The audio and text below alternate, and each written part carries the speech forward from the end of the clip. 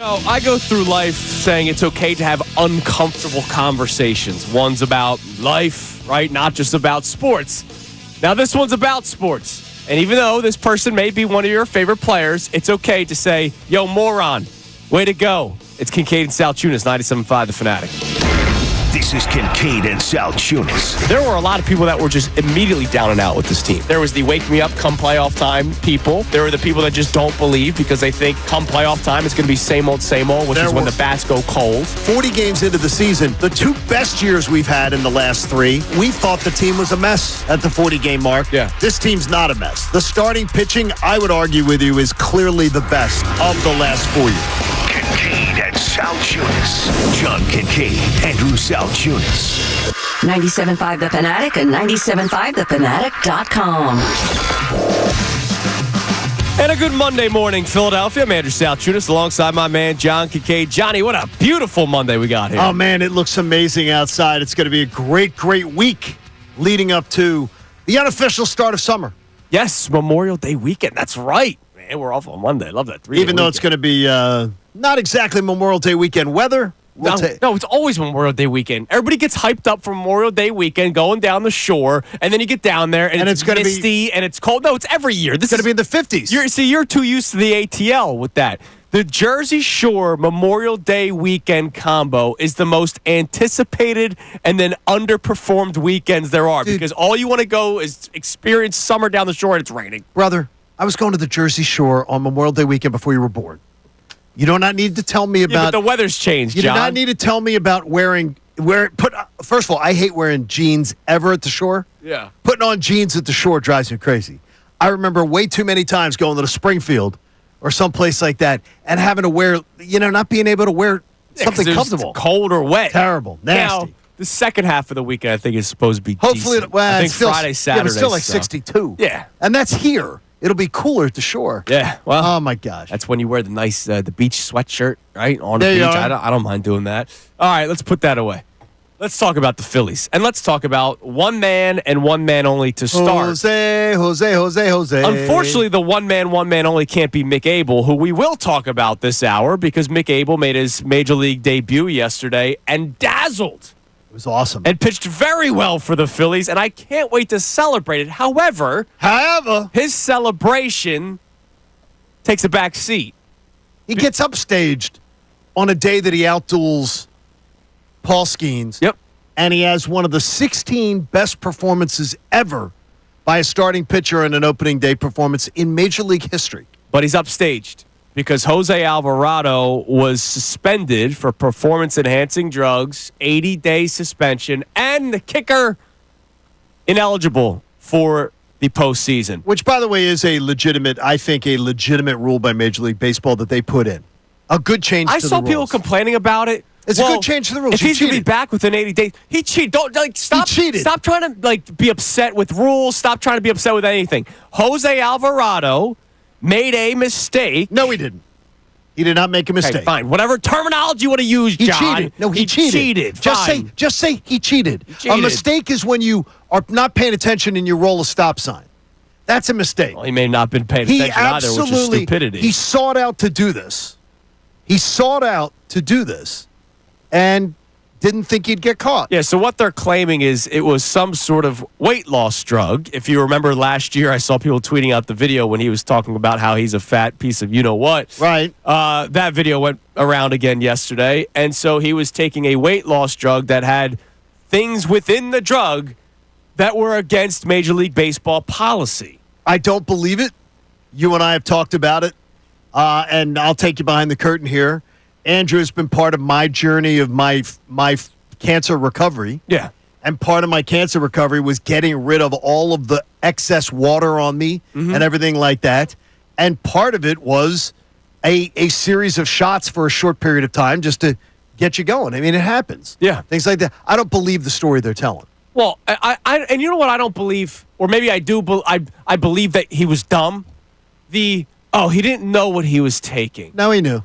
That's the thing that freaking bothers me. Fernando Tatis Jr., I had no idea whatever hair cream I was using had performance-enhancing drugs. I hear the same freaking excuse every time a player gets pinched, except for the days in the 90s where they knew exactly what they were doing. But nowadays, it's always the same freaking excuse. Oh, I had no idea that was inside the drug. Dude, you have medical professionals all across your team. You have high-paid doctors and trainers on your baseball staff. You yourself probably have personal trainers during the offseason. It's not that hard to read a freaking label on the back of whatever medicine cartridge you get or bottle and see whether or not there are certain things within the medication or whatever you're taking that can't go alongside league policy. And it pisses me off because Jose Alvarado is your best reliever. He's now ineligible for the playoffs. Dave Dombrowski has to get off his ass to try to find somebody to replace Alvarado, which, by the way, that's no easy task because of how important he is to this bullpen.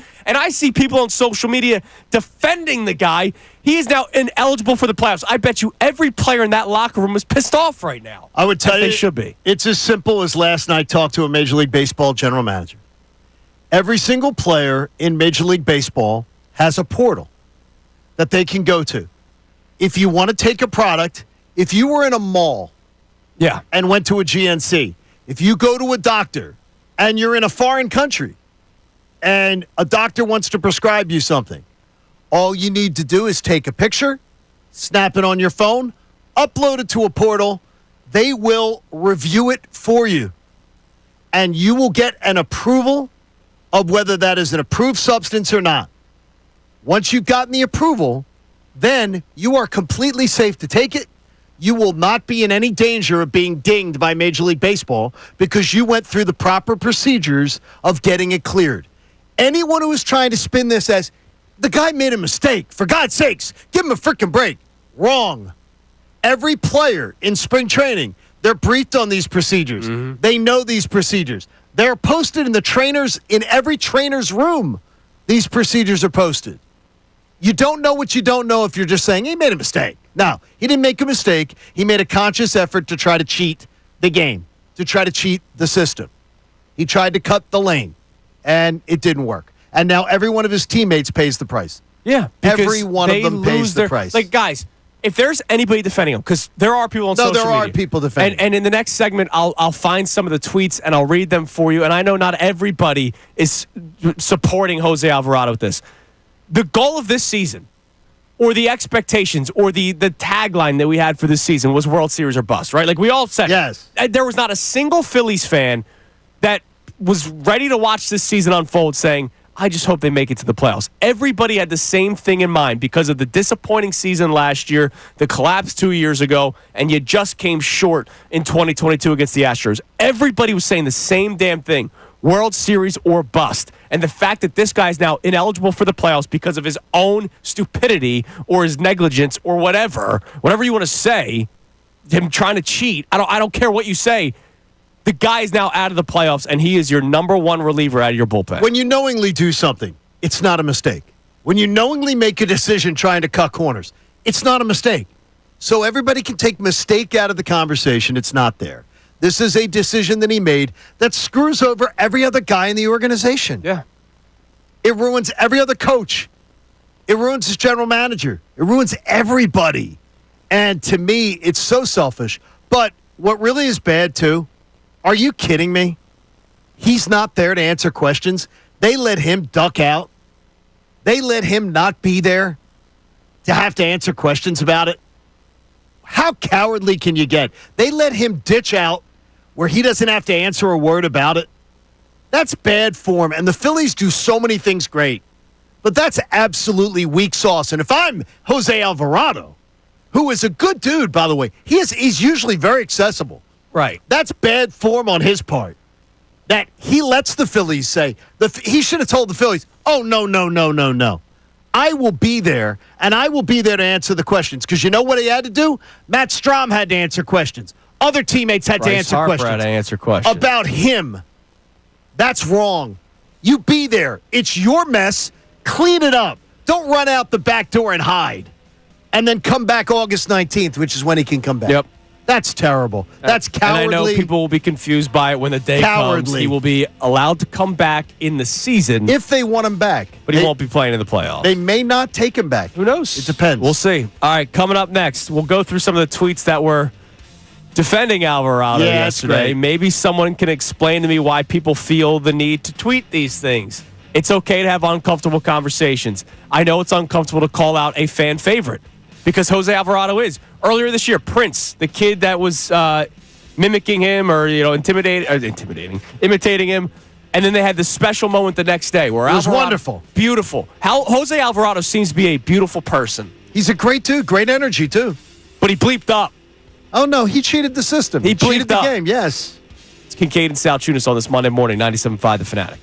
Mike Missanelli. There's no way that you're going to get me to buy into this Embiid Paul George.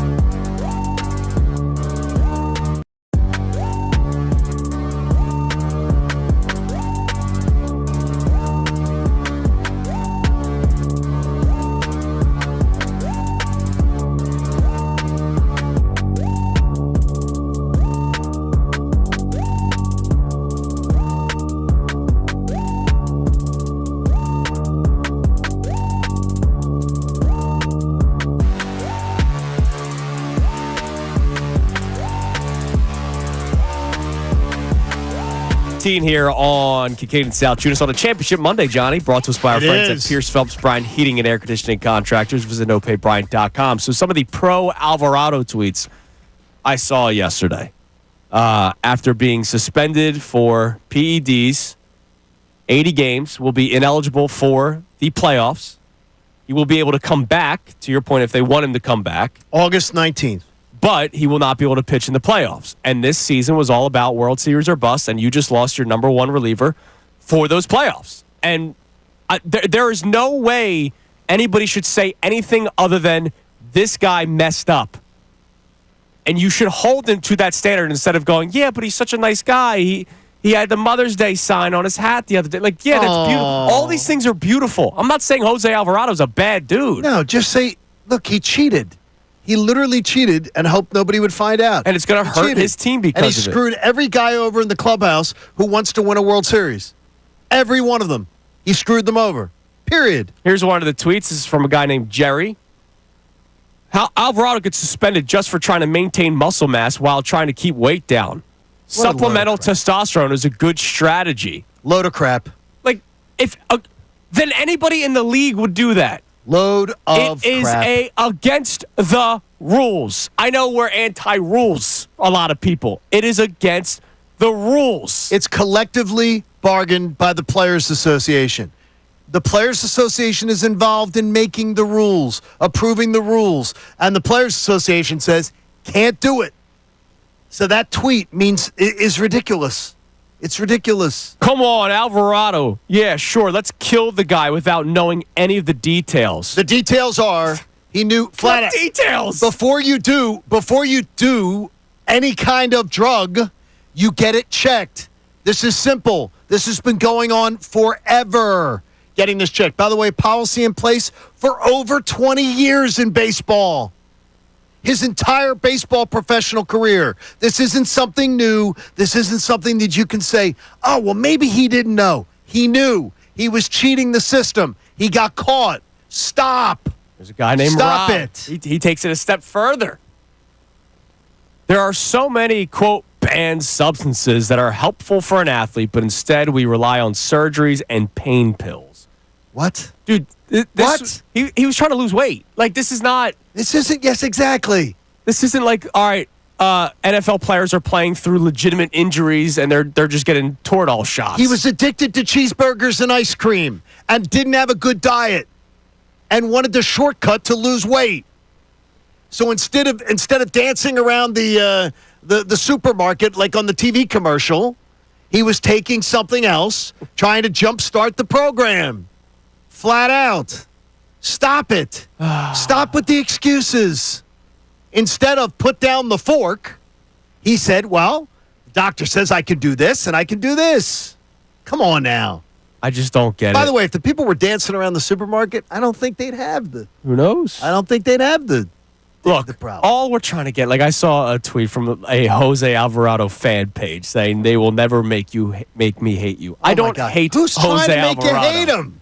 But all I'm saying is what he did impacted the team in a negative way. Imagine if Bryce Harper had something like this happen and he was done. Jose Alvarado, I understand his role is 1-2 innings in a game here and there. But he is the most important piece in that part of the team, the bullpen. Can they find a way to get past this? Absolutely. But it's going to mean being more expensive at the trade deadline. It's going to be buying guys. It's going to be calling guys up earlier than what you wanted to. It's going to mean giving up on top prospect or two. Because you don't want to give up on. Teams now know you're desperate. Like, you have to think further than just let's hate the guy or not. It's not just that. It's about the trickle-down effect and how much this impacts the team. All right, coming up next, speaking of Bryce Harper. He was asked after the game about the suspension. You'll hear from Harper. We'll talk about the impact that this suspension could have on the team on and off the field. Before we even do any of that, I promise, we will celebrate what should have been the only story from yesterday, and it was the debut of Mick Abel. We'll talk about that coming up next. It's Kincade Salciunas here on 97.5 The Fanatic. Fanatic Sports Update. Phillies sweep the weekend, but still take an L. I'm Brendan Gunn with your Fanatic Sports Update. The Phillies completed the sweep of the Pittsburgh Pirates yesterday by a score of 1-0. Mick Abel got the start in his Major League debut, and he was impressive. He went 6 innings, struck out 9 batters, and did not allow a single run. He tied the Phillies franchise record for most strikeouts in an MLB debut. Brandon Marsh drove in the only run for the Phils, and it proved to be enough for the win. The Phils are now heading out west for a 4-game series against the Colorado Rockies tonight. Christopher Sanchez is on the mound. First pitch is tonight at 8:40. Now, for the bad news, Phillies relief pitcher Jose Alvarado has been suspended 80 games and is banned from the postseason for testing positive for a banned substance. He accepted the suspension. He has already left the clubhouse. We'll be breaking that down all morning long right here on Kincade Salciunas. And the Eagles have a big week ahead of them as the fate of the Tush Push is revealed this week. The league is set to vote on the future of the play this week at the Spring League meetings. Those meetings are set for tomorrow and Wednesday, so we'll keep you updated all day long here on the Fanatic if we hear anything on that front as well. This update was brought to you by Groundworks, your expert for basement waterproofing and foundation repair since 1997. Book your free inspection at groundworks.com. I'm Brendan Gunn on the home of the NBA playoffs, 97.5 The Fanatic and 97.5thefanatic.com. Ricky Vitalico. I can no longer get on Trey Turner.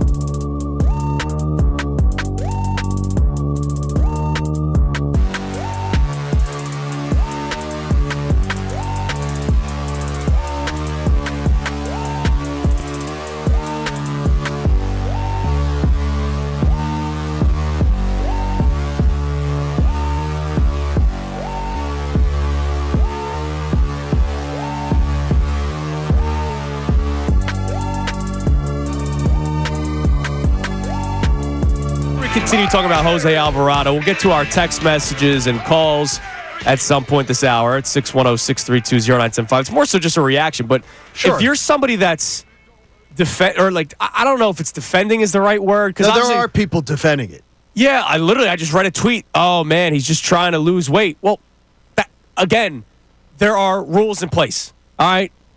Whether you believe certain guys should be in the Hall of Fame, that's not the conversation. The conversation is the reaction over the weekend, yesterday, when the news comes out before the game starts that Jose Alvarado will be missing 80 games and is ineligible for the playoffs. We're reacting to that. You can as well. Whether you're going to try to defend the guy or whether you're just pissed off like we are, as you should be, have uncomfortable conversations. You can with us at 610-632-0975. But, Johnny, before we even continue, because you'll hear from Bryce Harper here in a minute. Okay. The Phillies swept the Pirates. I know the Pirates are a dog meat team, but the Phillies swept the Pirates, Nice which to is see them good. get it done, yeah. Especially after the dropping 2 of 3 to the Cardinals, and you wanted them to go 9-4 in this 13-game stretch. So where are they now? Math would tell me 4-2. They're 4-2. That's good. So they got to go 5-2 this week. With 4 against the Rockies and 3 against the Athletics. That's very doable. You could absolutely do that. They're 10 games over 500 right now. Yeah. That's awesome. Just think of it this way. 20 games over 500, you win 91 games. So in the next 4 months and 2 weeks, you got to play 10 games over 500 to win 91. Yeah. Very doable. So, I mean, they're in great shape right now. Yeah, absolutely. And they had a great game yesterday. It was awesome. By their rookie making his major league debut, 23-year-old former first-round pick, 15th overall, Mick Abel.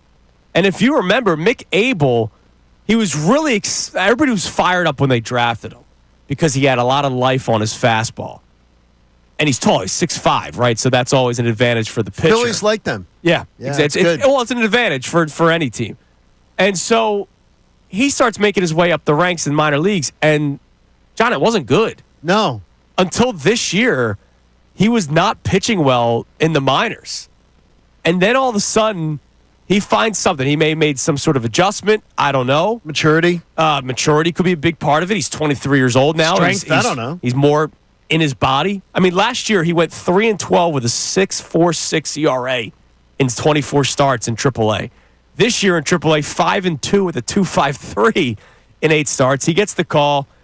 And then he outduels Paul Skeens in his major league debut. Which is incredible. And again, 16 pitchers have had as good a day as he had in the history of baseball on their opening start. Is there like stats behind that? Like, yeah, what's it's the amount that have gone 6 innings and struck out 9. Okay. 6 innings, struck out 9. That's incredible. Yeah. 5 hits. No earned runs. No walks. No earned runs. I mean, think about this for a second. You're making your major league debut. There's jitters, right? No, yes. Whether you're Paul Skeens or you're the guy that got called up and he's 33 years old. He's Chris Coast, right? Like, everybody's got jitters when they're playing their first game in Major League Baseball. And that dude did not let the moment just mess him up. He was pumping, by the way, 98, 99, 100 to his first batter. That was awesome. There was a lot of adrenaline, obviously built in. I was worried about that. Yeah, well, and that's why I'm saying there's no walks. I was thinking, That's okay, so he's impressive too to me. amped up. Yeah. I was thinking too amped up, and wow, he was fantastic. And look, he dazzled. He showed the stuff that they drafted him for because he was already throwing in the 90s when he was drafted. Now that he's growing up, becoming more mature, becoming stronger, playing for a Major League Baseball organization, even though he was in the minors, you're getting training, you're getting, they have a schedule for you. Sure. He looked incredible yesterday. Yeah, he was good and so calm and cool. It was great, even after the game. And look, I'm not going to sit here saying, all right, bye, Nola. But, like, now you can take your time with Nola. Yes. Who went on the injured list. We didn't get a chance to react to it because it happened on Friday. I was assured, by the way, Friday from somebody that is completely real, by the way. What, the ankle? And that the last start was severely affected by it. Okay. So get your rest and Like take it was your time. severely affected. Yes, take your time. And that's not just because of Mick Abel. You have Wheeler, Luzardo, Sanchez, Right. Like, Let it go. Take your time. Because Aaron Nola's longevity is the most important thing with this team. And hopefully coming back and being healthier and maybe looking stronger. Maybe his arm looks better for the second half of the season and the playoffs. So take your time. That outing yesterday makes you feel a little bit more comfortable. Sure it does. It's just one. and it's against a quad A team. Yeah, I'm not going to say that he's Paul Skeens. I mean, it's a quad A team, but he outdueled Paul Skeens yesterday. By the way, I kind of got exactly what I wanted. I watched the Phillies win a baseball game, and I got to see Paul Skeens at his best. I was thinking of yesterday watching, and I probably got in around, I was in and out for the first, 4 innings and then watched the last, 4 totally. Yeah. Skeens is such a pleasure to watch. He's so good. But I don't want to watch that, though. It was tough. No, I do. I love watching. I got to tell you, Gunner, I love watching any pitcher that attacks. I thought you wanted him to give up 9 home runs. I wanted to see them hit him, but I love watching a pitcher attack. There's nothing worse than the nibbler. Watching an Aaron Nola start pisses me off. I got you. Because I don't like the nibbler going out there and just nibbling. Paul Skeens is one of a kind now. There's a lot of pitchers that attack. He's an attack. He attacks with such. He is just such a. He's a smarmy bastard too.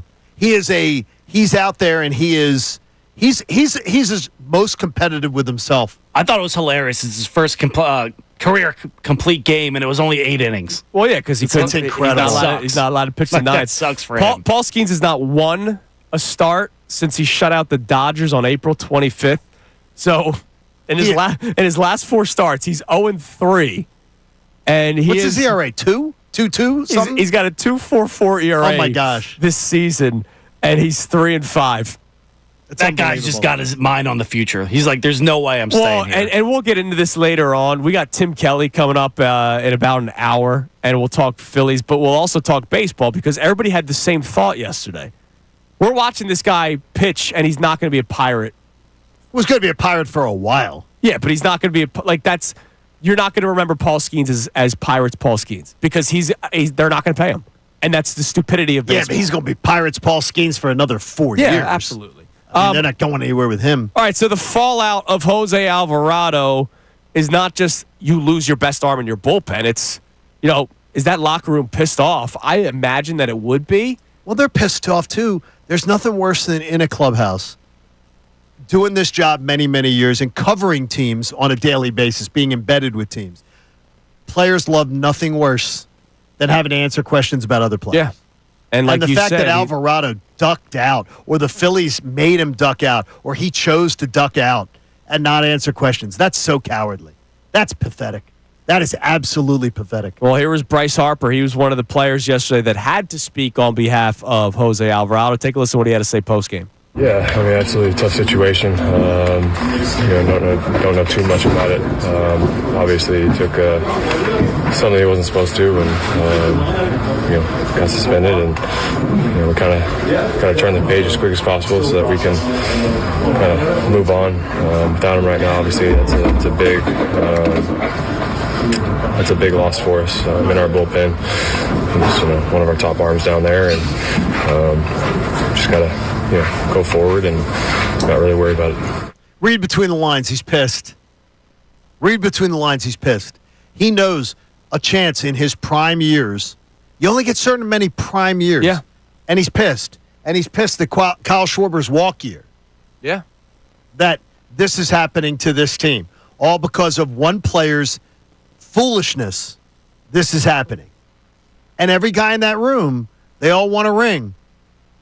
For whatever reason, they all saw that Eagles parade. Yeah. They all want it for themselves. They all talked about it in the spring.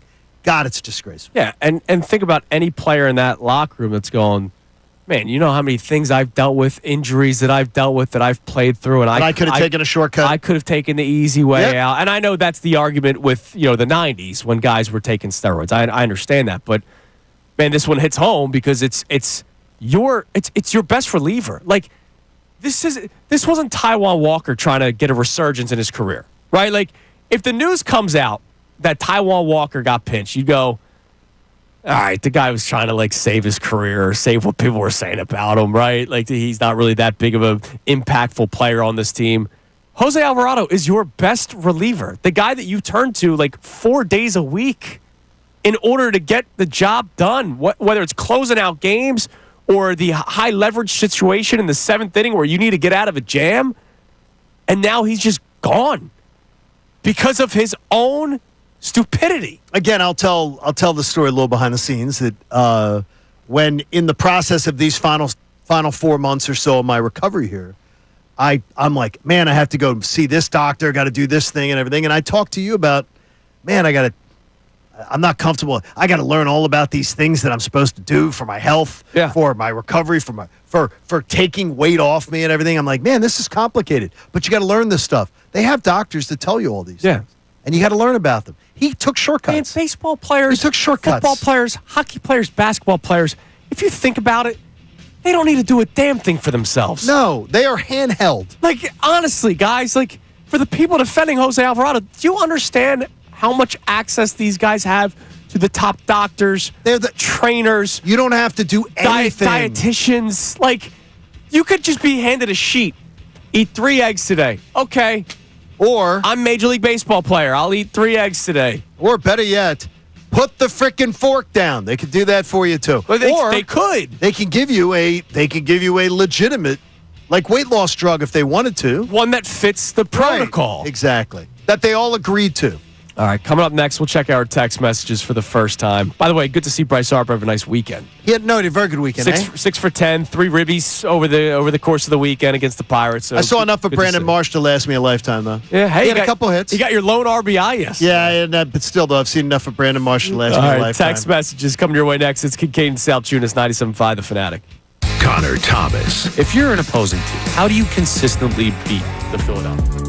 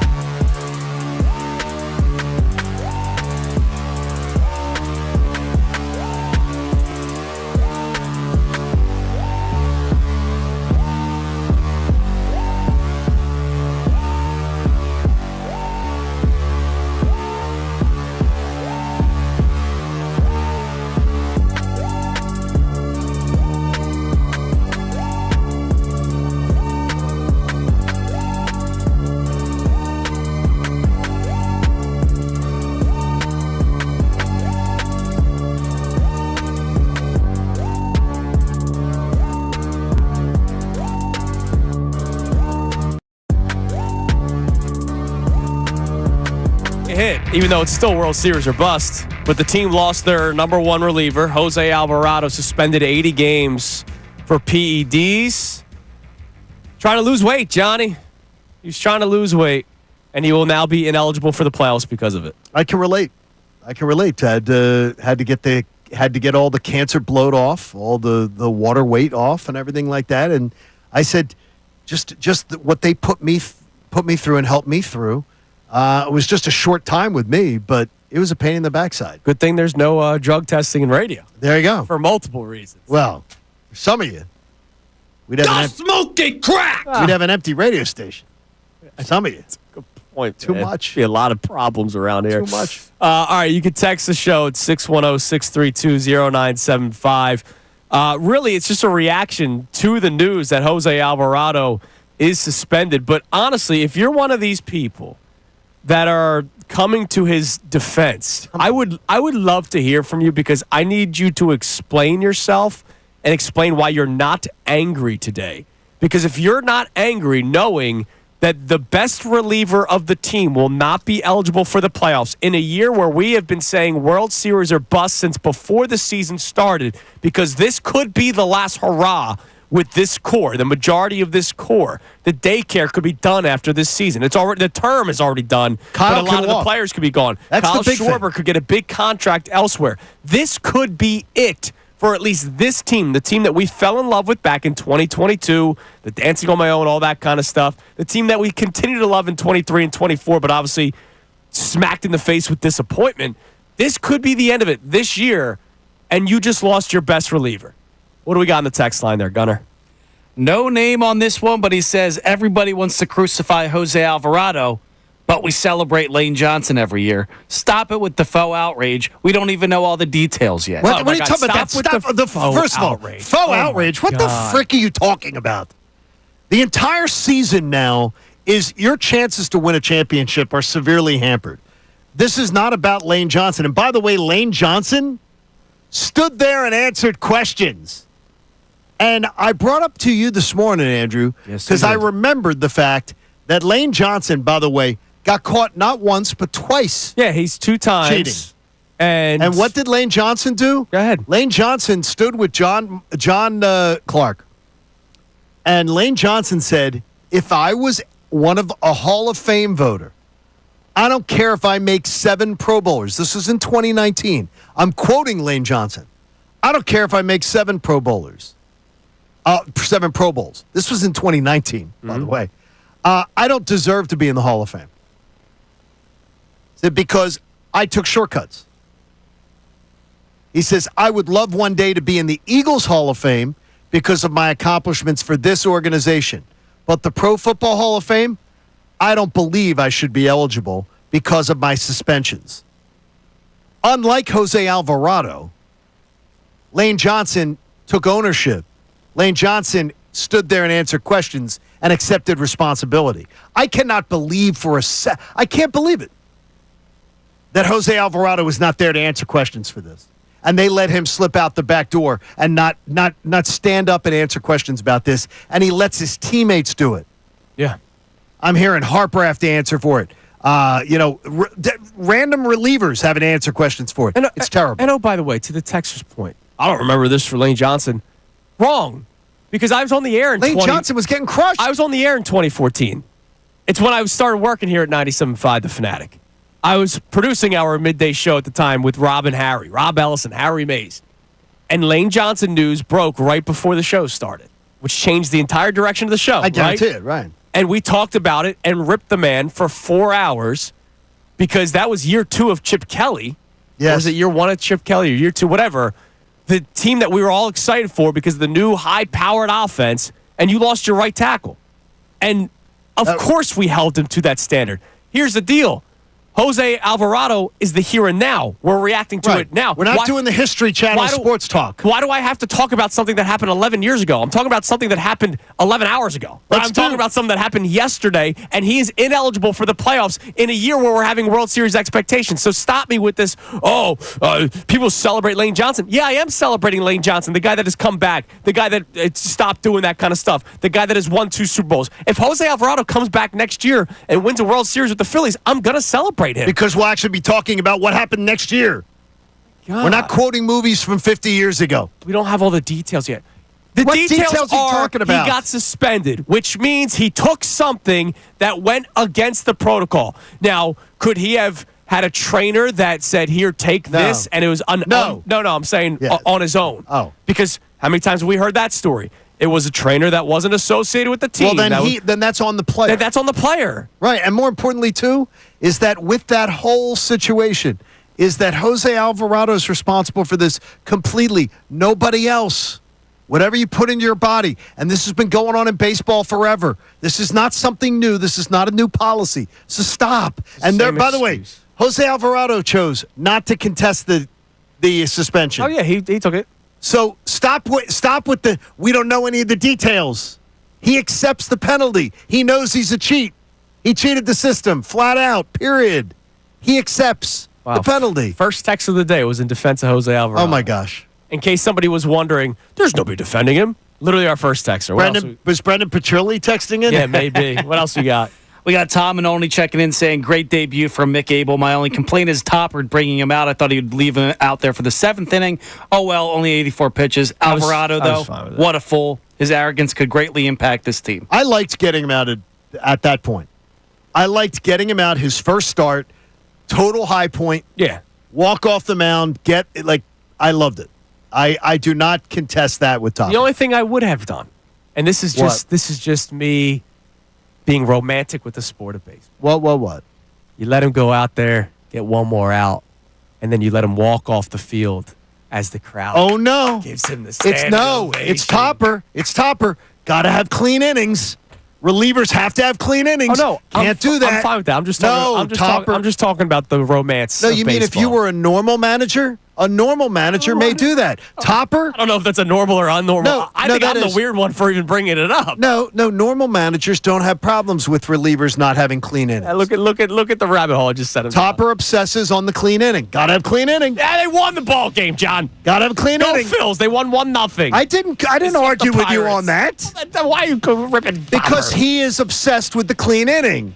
He wants his relief. Got to have clean inning there. Topper's catching strays today for no reason. Now, that is a one for him, but not yesterday. He was good, but he's obsessed with the clean inning. Hey, you know what? That's fine. I'm okay. Got to have a clean inning. All right, coming up next, we'll reset today's topics. Relievers. We will check some more text messages. Those who are defending Jose Alvarado, because we didn't hear his side of the story yet. Well, that's because he didn't speak. Because he hit out like as cowardly as it comes. Also, big news in the NFL on Friday, Johnny. It's almost as if the team wasn't so sure about the news, which is why they did a Friday news dump. Oh, no. It's Kincade and Salciunas, 97.5 The Fanatic. Fanatic Sports Update. A weekend with a sweep and PEDs. I'm Brendan Gunn with your Fanatic Sports Update. The Phillies completed the sweep of the Pittsburgh Pirates yesterday by a score of 1-0. Mick Abel got the start in his Major League debut, and he was impressive. He went 6 innings, struck out 9 batters, and did not allow a single run, did not walk anybody either. He tied the Phillies franchise record for the most strikeouts in a Major League Baseball debut. Brandon Marsh drove in the only run for the Phils yesterday, and it proved to be enough for the win. The Phils continue today on a 4-game, they open up a 4-game road trip against the Colorado Rockies tonight. Christopher Sanchez is on the mound. First pitch is tonight at 8:40. Now for the bad news, Phillies relief pitcher Jose Alvarado has been suspended 80 games and is ineligible for the postseason after testing positive for a banned substance. Alvarado has already accepted that suspension from Major League Baseball and has left the Phillies clubhouse without speaking. We're going to be reacting to that all morning long right here on Kincade Salciunas. And the Eagles have a big week ahead of them as they await the fate of the tush push. The league is set to vote on the future of the play this week at the Spring League meetings. Those meetings are set to take place tomorrow and Wednesday. We'll keep you up to date on any news surrounding that play all week long here on The Fanatic. This update was brought to you by WhatsApp. On WhatsApp, your personal messages stay private because your personal messages are yours. No one else can hear them or see them, not even WhatsApp. WhatsApp, message privately with everybody. I'm Brendan Gunn on the home of the NBA playoffs, 97.5 The Fanatic and 97.5thefanatic.com. Hall of Fame baseball.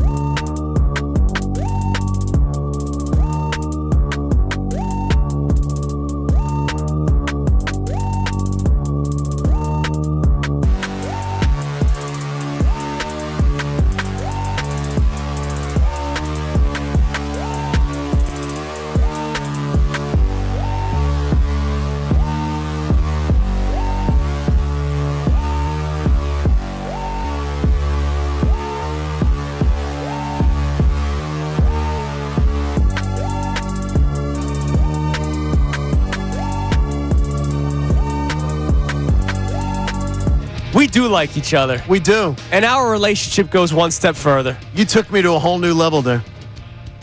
John's got an eye sty. issue. He's got a sty right now. In my left eye, and it's terribly impacting me today. And somebody is a little afraid to do his own eye drops. No, I blink.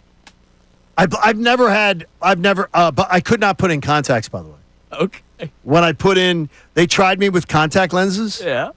And I don't need, when they did contacts, I don't need the kind, so they had to give me one for distance, one for Yeah, I thing. gotcha. So they Okay. tried me with them, and I put them in, couldn't get them out. So literally, Christina had to take them out. So during the commercial break, Daddy, Andrew, Zaddy, Andrew was kind enough. not only do I have plenty of experience with my own eyes for two reasons. One, allergies. The other, you can you can guess yourself. I know how to use eye drops for myself. I also have a 3-year-old. And trying to get eye drops in a 3-year-old, or at the time a 2-year-old when he had pink eye last, and he doesn't like it. That's not fun. That's a damn fight. John just had to sit back, relax, and I dropped the eye drops. And he did the eye drops in because I can't do them. I said, I brought the stuff because Christina doesn't. Like, literally put them in. And now Andrew put my eye drops in. I've never had any eye. I used to make fun of my friends. They'd be like, when you turn 40, you're going to need glasses. And I'm like, yeah, sure. And I'm 45. And I'm like, no glasses, losers. I woke up one day, and I'll always remember, 47 years old. I swear to you, I woke up one day and it happened. My dad told me the same story. Like one day. My dad said the day he turned 40, he turned blind. I never had it. And I'm laughing at my friends. And then I'm like, 45, no glasses, losers. And then I swear I woke up one day and it was gone. Like, but reading. But I wear them for reading. I don't wear them for anything else. Thank you for that. Well, don't worry. Because it's great. That is a great cooling. Well, there's no exogenesis testosterone in those eye drops, are there? I hope not. But Or else you're banned. But I'm not. There's no ban for radio for that. Yeah, can we do performance-enhancing radio drugs? I wish we could. What would that do? Would my voice get deeper? Or We could all use You it. sound like Morgan Freeman. your takes would get better. Ha! Your takes would be a little bit better, dude. All right, you're listening to 97.5 The Fanatic, WPEN HD1 You'd Burlington, be much better on Philadelphia. radio, dude. A Beasley Media Group station broadcasting live from the Comcast Business Studio, powering possibilities. It is Kincade and Salciunas. Go back to Atlanta, dude. Where we are. We're so close where I can do Johnny's eye drops for him. Thank you, buddy. I appreciate you very much. We started the show obviously talking about Jose Alvarado being suspended 80 games for the PEDs, and he is now ineligible for the playoffs in the 2025 season, in which we had Super Bowl or bust demands, not expectations. World Series. But demand. Sorry, World Series or bust Same demands. thing. Same thing. Hey, championship, right? Yes. And now you took a major hit because your number one reliever is gone. I mean, the best reliever that you have is now gone. The guy that you could turn to almost every day, any situation, to close out a game, to get out of the high leverage situation in the seventh, to maybe get out of a jam if a starting pitcher, his last inning, he puts two guys on in a tight spot, and he's just gone. And there are people on social media, and our first texter, defending Jose Alvarado. It's incredible. Man, why aren't you angry at Lane Johnson? Because Lane Johnson didn't do it today. Lane Johnson did it a decade ago. Stop. And you know what? And by the way, criticized him for when it happened. And Lane Johnson took full responsibility for his actions. Lane Johnson answered questions. Lane Johnson had John Clark over to the Bro Barn. Yes. Is that what he calls it? I think it's just the barn. I thought he called it the Bro Barn. It could be. It could be. I thought there was a weird name for it. But, you and I would not be allowed there. No, well, no. You have it's to just- lift a certain amount of weight Dude. before you can enter the barn. Dude, mine would be the bitch barn. The way I've been bitching as I complain about, having to do what I've had to do the last few months. But what we're trying to figure out is why people are defending the guy. I have no idea what it is. It's World Series or bust expectations / demands, and your number one reliever is now ineligible for the playoffs. What if we had something? We have goals where you have different goals where we hit different bonuses, and we have goals for, like, let's say there was a goal for our digital content bonuses. Yeah, let's just things say. like that. And let's say you're not allowed to do something, and if you do something, it violates it and it voids it, and we can't get our quarterly bonus. And I chose to do something that cheats the system, I would be upset with you. and everybody then doesn't get their cash bonus, you'd be pissed at me. I would be upset Because with I you, yes. did it for you. I screwed you. I screwed you over.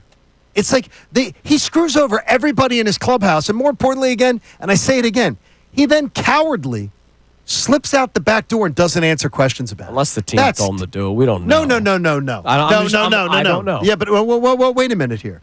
That's BS because he could say to the team, oh, no, I'll be answering questions about this. They could offer him that, and he could say, oh, no. Okay. I'm coming to work. I'm answering questions about this because I'm not going to leave it up to Matt Strahm and Bryce Harper and everybody else to have to answer questions about my poor behavior. And to me, it doesn't mean he's a bad person. No. It means he was a cheat. It means he cut corners. And you know what? He made a very bad life choices. Yeah. And he absolutely. screwed people over. The best he could do, the best he could do is show up and answer questions about it. Yeah. And he didn't. All right, what do we got on the text line about this? Or do we have more people coming to the defense of a fan favorite? Because that's what it is. It's a fan favorite. If Nick Castellanos got pinched, Oh, this town would go nuts. this town, I hate him. They'd be done with him. He's too cool for school. Blah, blah. But because Alvarado's a fan Button your favorite, shirt, you big dope. because Alvarado's a fan favorite, there are people that are coming to his defense. What else we got? We got Jamal in New Jersey checking in, saying sometimes getting people to understand simple rules and regulations, what they entail, and how simple they are to follow them makes my teeth hurt. He took a banned substance knowingly. End of story. Yeah, it's Yes. like there's and it's the same excuse every single time. Oh, I didn't know that it was illegal. Yes, you did. You knew. Well, and John, if you didn't know, then You're just negligent. I'm still not like saying it's okay. Like, don't just take something just to take something. And every player is briefed on this. Every player knows the rules. Every player knows how to do this. So stop. What else we got? Give us one more. We got DK in Norristown. He's also not defending Jose Alvarado. He says when other players do it, we throw them under the bus all over the country. Jose cheated, and he knew it. Yep. And he did. And he All right. thought he'd get away with it. I'm glad the last couple of texters. Look, this is a show of equal opportunity, John. If you want to try to defend Jose Alvarado, You're allowed, yeah. Have at it. I just think you're completely wrong in trying to defend the guy. We can talk about it, though, because I think that's the beauty of life. Even if you have two polar opposite opinions on things, you can still try to talk about it. You don't have to agree. We can talk about it. I'm just saying I think it's moronic to defend the guy. All right, there was a Friday news dump in the NFL, Johnny.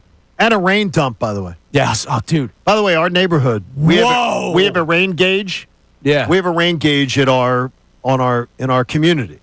We had 2.25 inches of rain Man. in 30 minutes. Yeah, I lost power. It was unbelievable. Lost power for about 3 hours. Thank God our power's underground, all underground, so we had no problem. Yeah, I had a Oh, my God. 3-hour power outage. Oh, jeez. I just napped Did you through miss it. General Hospital?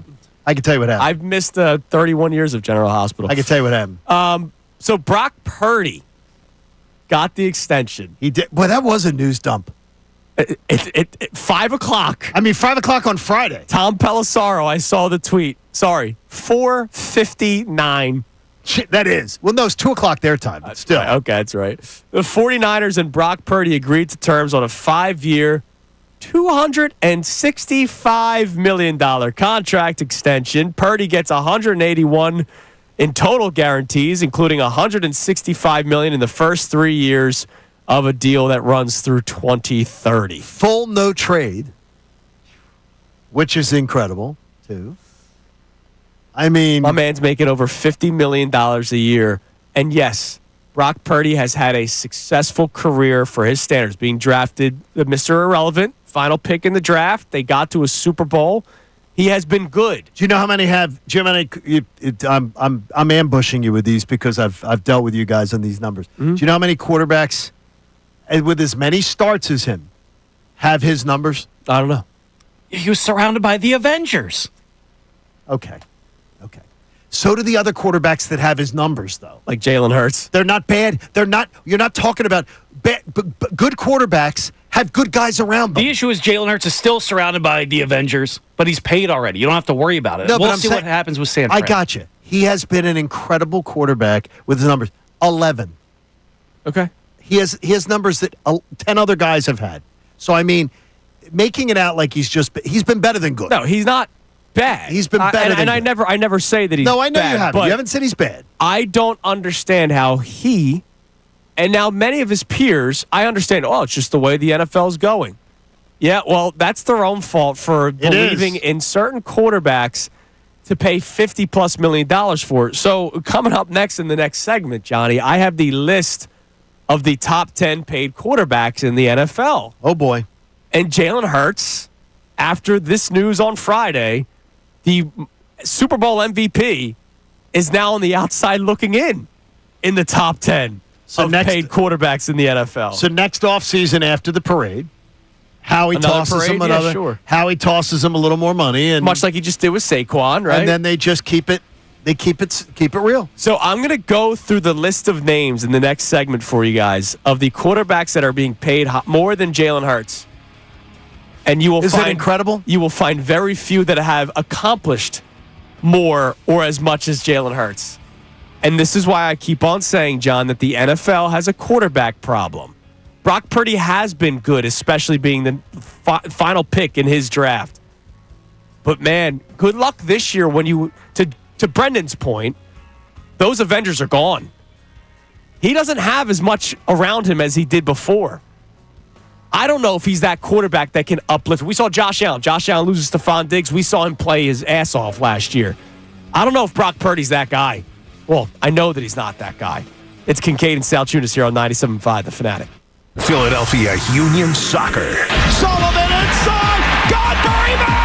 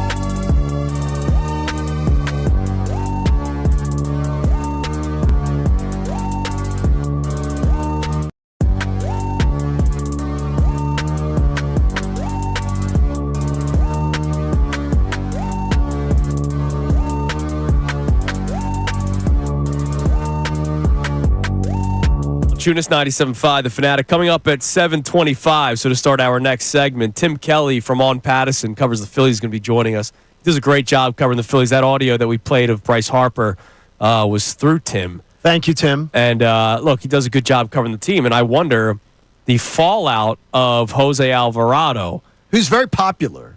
Right. From multiple standpoints. What does Dombrowski do?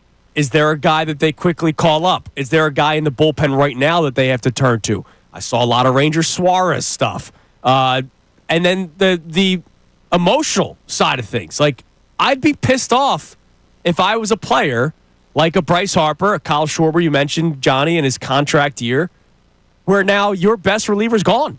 You can't, and another thing too, I saw a lot of people yesterday engaged with a few on the Bryce, the situation about Ranger Suarez. Yes, it's very dicey because of the fact that he is represented by a guy you are trying to stay in his good graces as an agent. Yes. You are not letting the agent dictate to you how the 2025 Phillies are being run. If the Phillies need Ranger Suarez to be in the bullpen, Ranger Suarez will be in the bullpen. If the Phillies need to trade Ranger Suarez, they'll trade Ranger Suarez. The Phillies are not going to go, well, you know what? We can't move Ranger Suarez to the bullpen because it may piss off his agent. Right. They are not doing that. They're not saying, well, it is the last year we've got, that we know we've got Kyle Schwarber here. We've got a prime years of all these pitchers in there that are doing great and everything. You know what though? We're gonna really worry about making sure that Ranger Suarez is happy. Yeah, his agent is Scott Boras for everybody. I'm sorry. I should have said. Yeah. They're not going to sit there and cater to Scott Boras and go, you know what? Team success be damned. We're worried about keeping Ranger Suarez happy and catering to Scott Boras. That is not going to be the major determining factor. Right. Is it a factor? Sure, absolutely. Will there be special conversations? But if they want to put him in the bullpen, he'll be in the bullpen. Yeah, absolutely. And I believe that's where he belongs, potentially. Could be. Because I need to see more out of Abel. I need to see 2 or 3 more starts. Yeah, I'm not about to start saying, here you go, Mick. He's not Ranger Suarez yet. Because the last 2 starts of Ranger Suarez have been eye-opening. Yeah. And to me, they've also been, if I see 2 more of those starts out of Ranger Suarez, someone may say, oh, last year Ranger Suarez's contract, he's been a clutch player. I'll trade you a proven bullpen arm for Ranger Suarez. A legit reliever. So, and I would do that in a second, by the way. Yeah, something that we'll be talking about as over long the as course Abel of this shows show. well. And exactly. And plus, Painter's going to come up eventually, right, exactly. You name it. All right, so the top 10 paid quarterbacks. The list does not include Jalen Hurts. So I'm going off of the per year total, right? Because guys obviously signed contracts years ago. Dak Prescott is still number 1 at $60 million. His career playoff record, 2-5. Josh Allen is the second highest paid quarterback in terms of an annual basis, tied with Joe Burrow, Trevor Lawrence, and Jordan Love. Josh Allen is 7-6 in the playoffs. Joe Burrow is 5-2. Got to a Super Bowl. Josh Allen, of course, multiple championship games, and then the divisional matchups with the Chiefs. And oh, by the way, those 2 guys are deserving of their contracts. Absolutely right? deserving. Even though that they have not won the big thing, Joe Burrow is the only one of those 2 that got to the big thing, the big game, the Super Bowl. Those guys are deserving of their contracts. Trevor Lawrence and Jordan Love, on the other hand, 2 guys that are tied with Josh Allen and Joe Burrow. 2 guys that have a playoff record of 500 or less. Trevor Lawrence is 1-1. Jordan Love is 1-2. Trevor Lawrence is 22-38 in his career regular season. Jordan Love 18-15. We obviously know that he didn't start right away because he was behind Rodgers. But those are 2 guys that got paid because they hope they turn into something. And to me, I don't know how a team can go that way. Like, I get it, you're afraid of what's next, but what's next could be better than what you have. Like Tua Tagovailoa. Yes. Who has done nothing. Like, that guy has done literally nothing. Nothing. The only thing that he has done is thrown the ball in the right spot for Tyreek Hill to catch and run with it. Like, let's face it, the days where Tua throws for 350, a lot of it is Tyreek Hill just going crazy. Now Tua has had the major injury issues with the concussions, yeah. Hopefully he is going to find a good But he got that contract after the concussion, didn't he? He did. After the last really bad one. I can't believe they did it. I never would have ever done that. Jared Goff is after Tua Tagovailoa. He's at least been to a Super Bowl. Brock Purdy, the new high-paid player. He's been to a Super Bowl, been to a Super Bowl. NFC Championship game. I mean, Right. he's been an accomplishment. And then it's Justin Herbert after Purdy. He's done freaking nothing. Literally nothing. And he has blown a 28-7 halftime lead and then had the worst statistical quarterback performance that we've seen in a playoff game in years this year. Not to get off the cuff, who would you feel more comfortable paying that money towards? Who? Justin Herbert or Brock Purdy? Justin Herbert. Brock Purdy. Exactly. Justin Herbert. Brock Purdy. Brock Purdy. Justin Herbert's not even close. for No, me. Brock Purdy. I see a guy who's a choker. I see a guy who is a choker under the biggest circumstance, and I've seen a guy, Brock Purdy, in big stages play very well. Very well. Have you said Mahomes yet? No. No. He hasn't got gotten to Mahomes yet. He got the long contract, whereas Yeah. the He got the years. 10-year. Again, I'm going off of average annual Have salary. they reworked the Mahomes deal once? They did, I think, one Once. time. I think yeah. they did once. And he's still not in the top 10. He was $350 million. Reworked something over the weekend. Oh, my. Dude, I saw that. Lamar Jackson, by He's the way. investing in real estate. Lamar Jackson, by the way, comes in at number 10. And there's Jalen Hurts on the outside looking in, the 11th highest paid quarterback. And oh, by the way, out of all those names that I just gave you, the only Super Bowl champion. That's incredible. That's incredible. The 10 quarterbacks that are getting paid more than him, only 3 of them have gotten to the Super Bowl.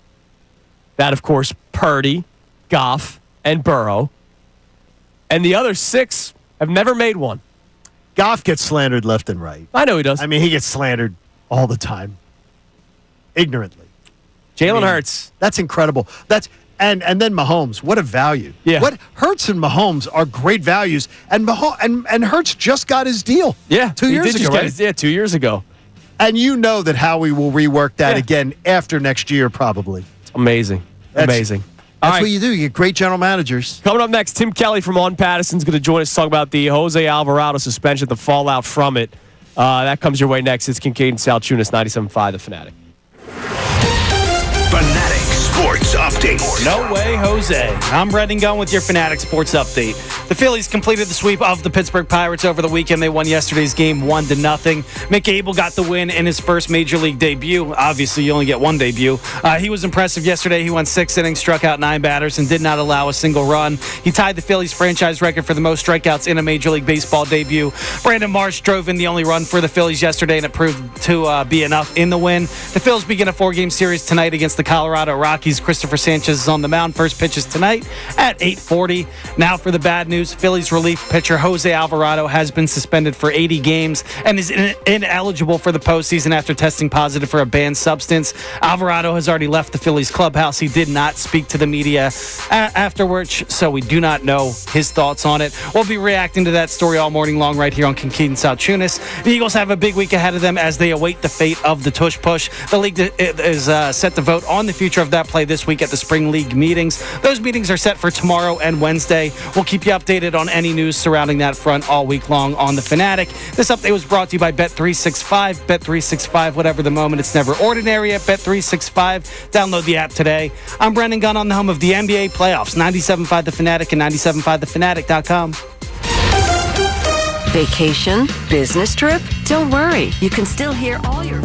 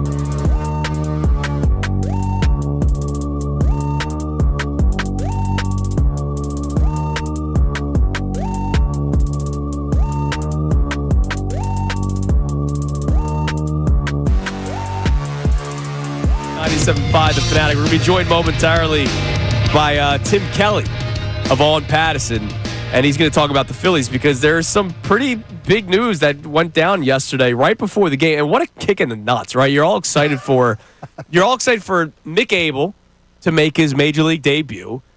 You're excited to watch Paul Skeens, at least some of us are.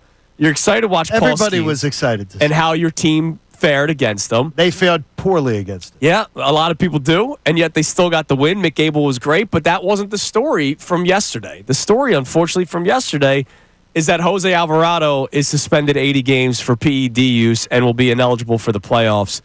And, there's people defending him on social media. We'll get some more text messages as the show goes on, but I don't understand how anybody could be in defense of Jose Alvarado. Oh, I've today. got a few. I got one on Twitter right now. What do you got? Gentlemen, Squat Philly is like, oh, no, John, don't take it. Don't think taking a fat pill was to deceive anyone. The guy was just careless.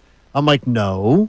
Every single player in Major League Baseball knows they don't take anything without knowing that it's on the cleared list. So it's like, I have another guy said to me earlier, he goes, what about Advil? What about anything like that? Yeah.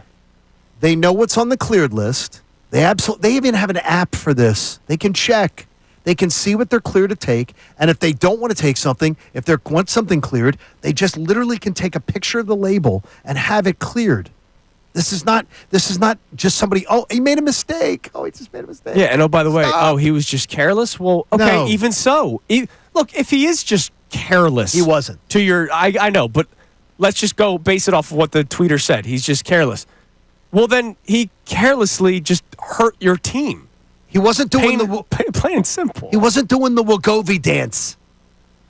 He wasn't at Wegmans doing the Wagovi dance. All right, let's head to the Comcast Business Hotline. Every day in business is a big day. Let Comcast Business help you move forward with what's next. From On Patterson does a great job covering the Phillies inside and out. Tim Kelly joins us. Tim, good morning, man. How we doing?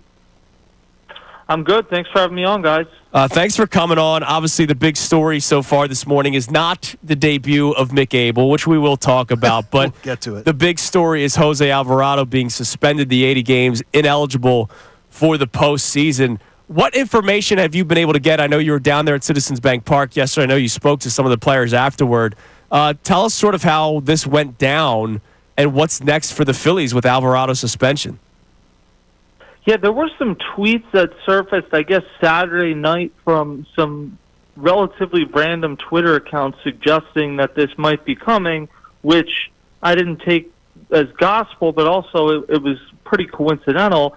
And then Sunday morning, some people noticed that Alvarado was not A, in the clubhouse, and B, some of his stuff was not at his locker. And then the Phillies delayed Rob Thompson's pregame, and Dave Dombrowski came out in the dugout and kind of announced everything that was going on. So one of the crazier days that I've experienced at Citizens Bank Park for sure, and now the Phillies are going to have to try to pick up the pieces without Jose Alvarado. I'm floored that he wasn't there yesterday, that he wasn't there to answer questions, because I know, Tim, that one of the things Major League players of any sport don't want to have to do is answer questions about another player when they're facing something like this.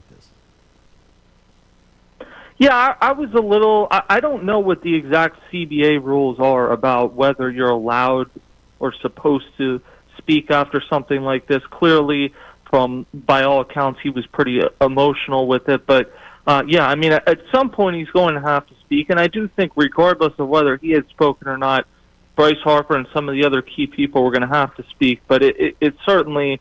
It was a strange situation. And whether he had spoken or not, by the decision or negligence or however you want to look at it, he put his teammates in a bad situation that they have to answer for him. Did you get in a sense that any of his teammates are angry? I know a lot of the players had to speak, like Bryce Harper yesterday, and I'm sure they were disappointed. But when you do something like this, considering the magnitude of who he is, he's their best reliever, I'd imagine there was some angry teammates of his around the locker room yesterday. Well, I mean, I'm sure behind the scenes they probably were. I didn't get that sense publicly. I think what happens in this situation, and this is the culture of sports, is it kind of becomes next man up. The Phillies talked about this. Dave Dombrowski basically said you have to treat this like this is an injured player, and the Phillies are going to do that. And that's the culture within sports, is that you just kind of go next man up. But yeah, I mean, I'm sure that there's guys behind the scenes that are like, damn, he put us in a terrible situation. That's whether it was intentional or not intentional doesn't really matter. It's the same outcome. So certainly it's hard not to have that thought creep into your head. Tim, what are you seeing about this team right now? I mean, they're sitting 10 games over 500, which is pretty great. But we saw them with their best regular season last year, and that team flamed out early in the playoffs. The last 2 years before that, they were under 500 at Memorial Day and playing poorly. So what do you get a read on this team and what you're thinking about them? Well, the bullpen is certainly in a weird spot right now. The starting rotation outside of Aaron Nola has been great. The lineup has been inconsistent. Kyle Schwarber's been tremendous, but beyond Kyle Schwarber, it's been difficult to evaluate. They've played good ball lately. They're winning a lot of games. They're in a good position, but they also are in the weird spot that the Phillies have been to the playoffs 3 straight years, and this is a team that's ultimately going to be judged in October, and there's not a whole lot that they can do this time of year to appease people. And I would say to people, maybe you should just enjoy the ride, but ultimately I don't think a ton of people are going to do that. They're going to decide the story of the 2025 Phillies in October.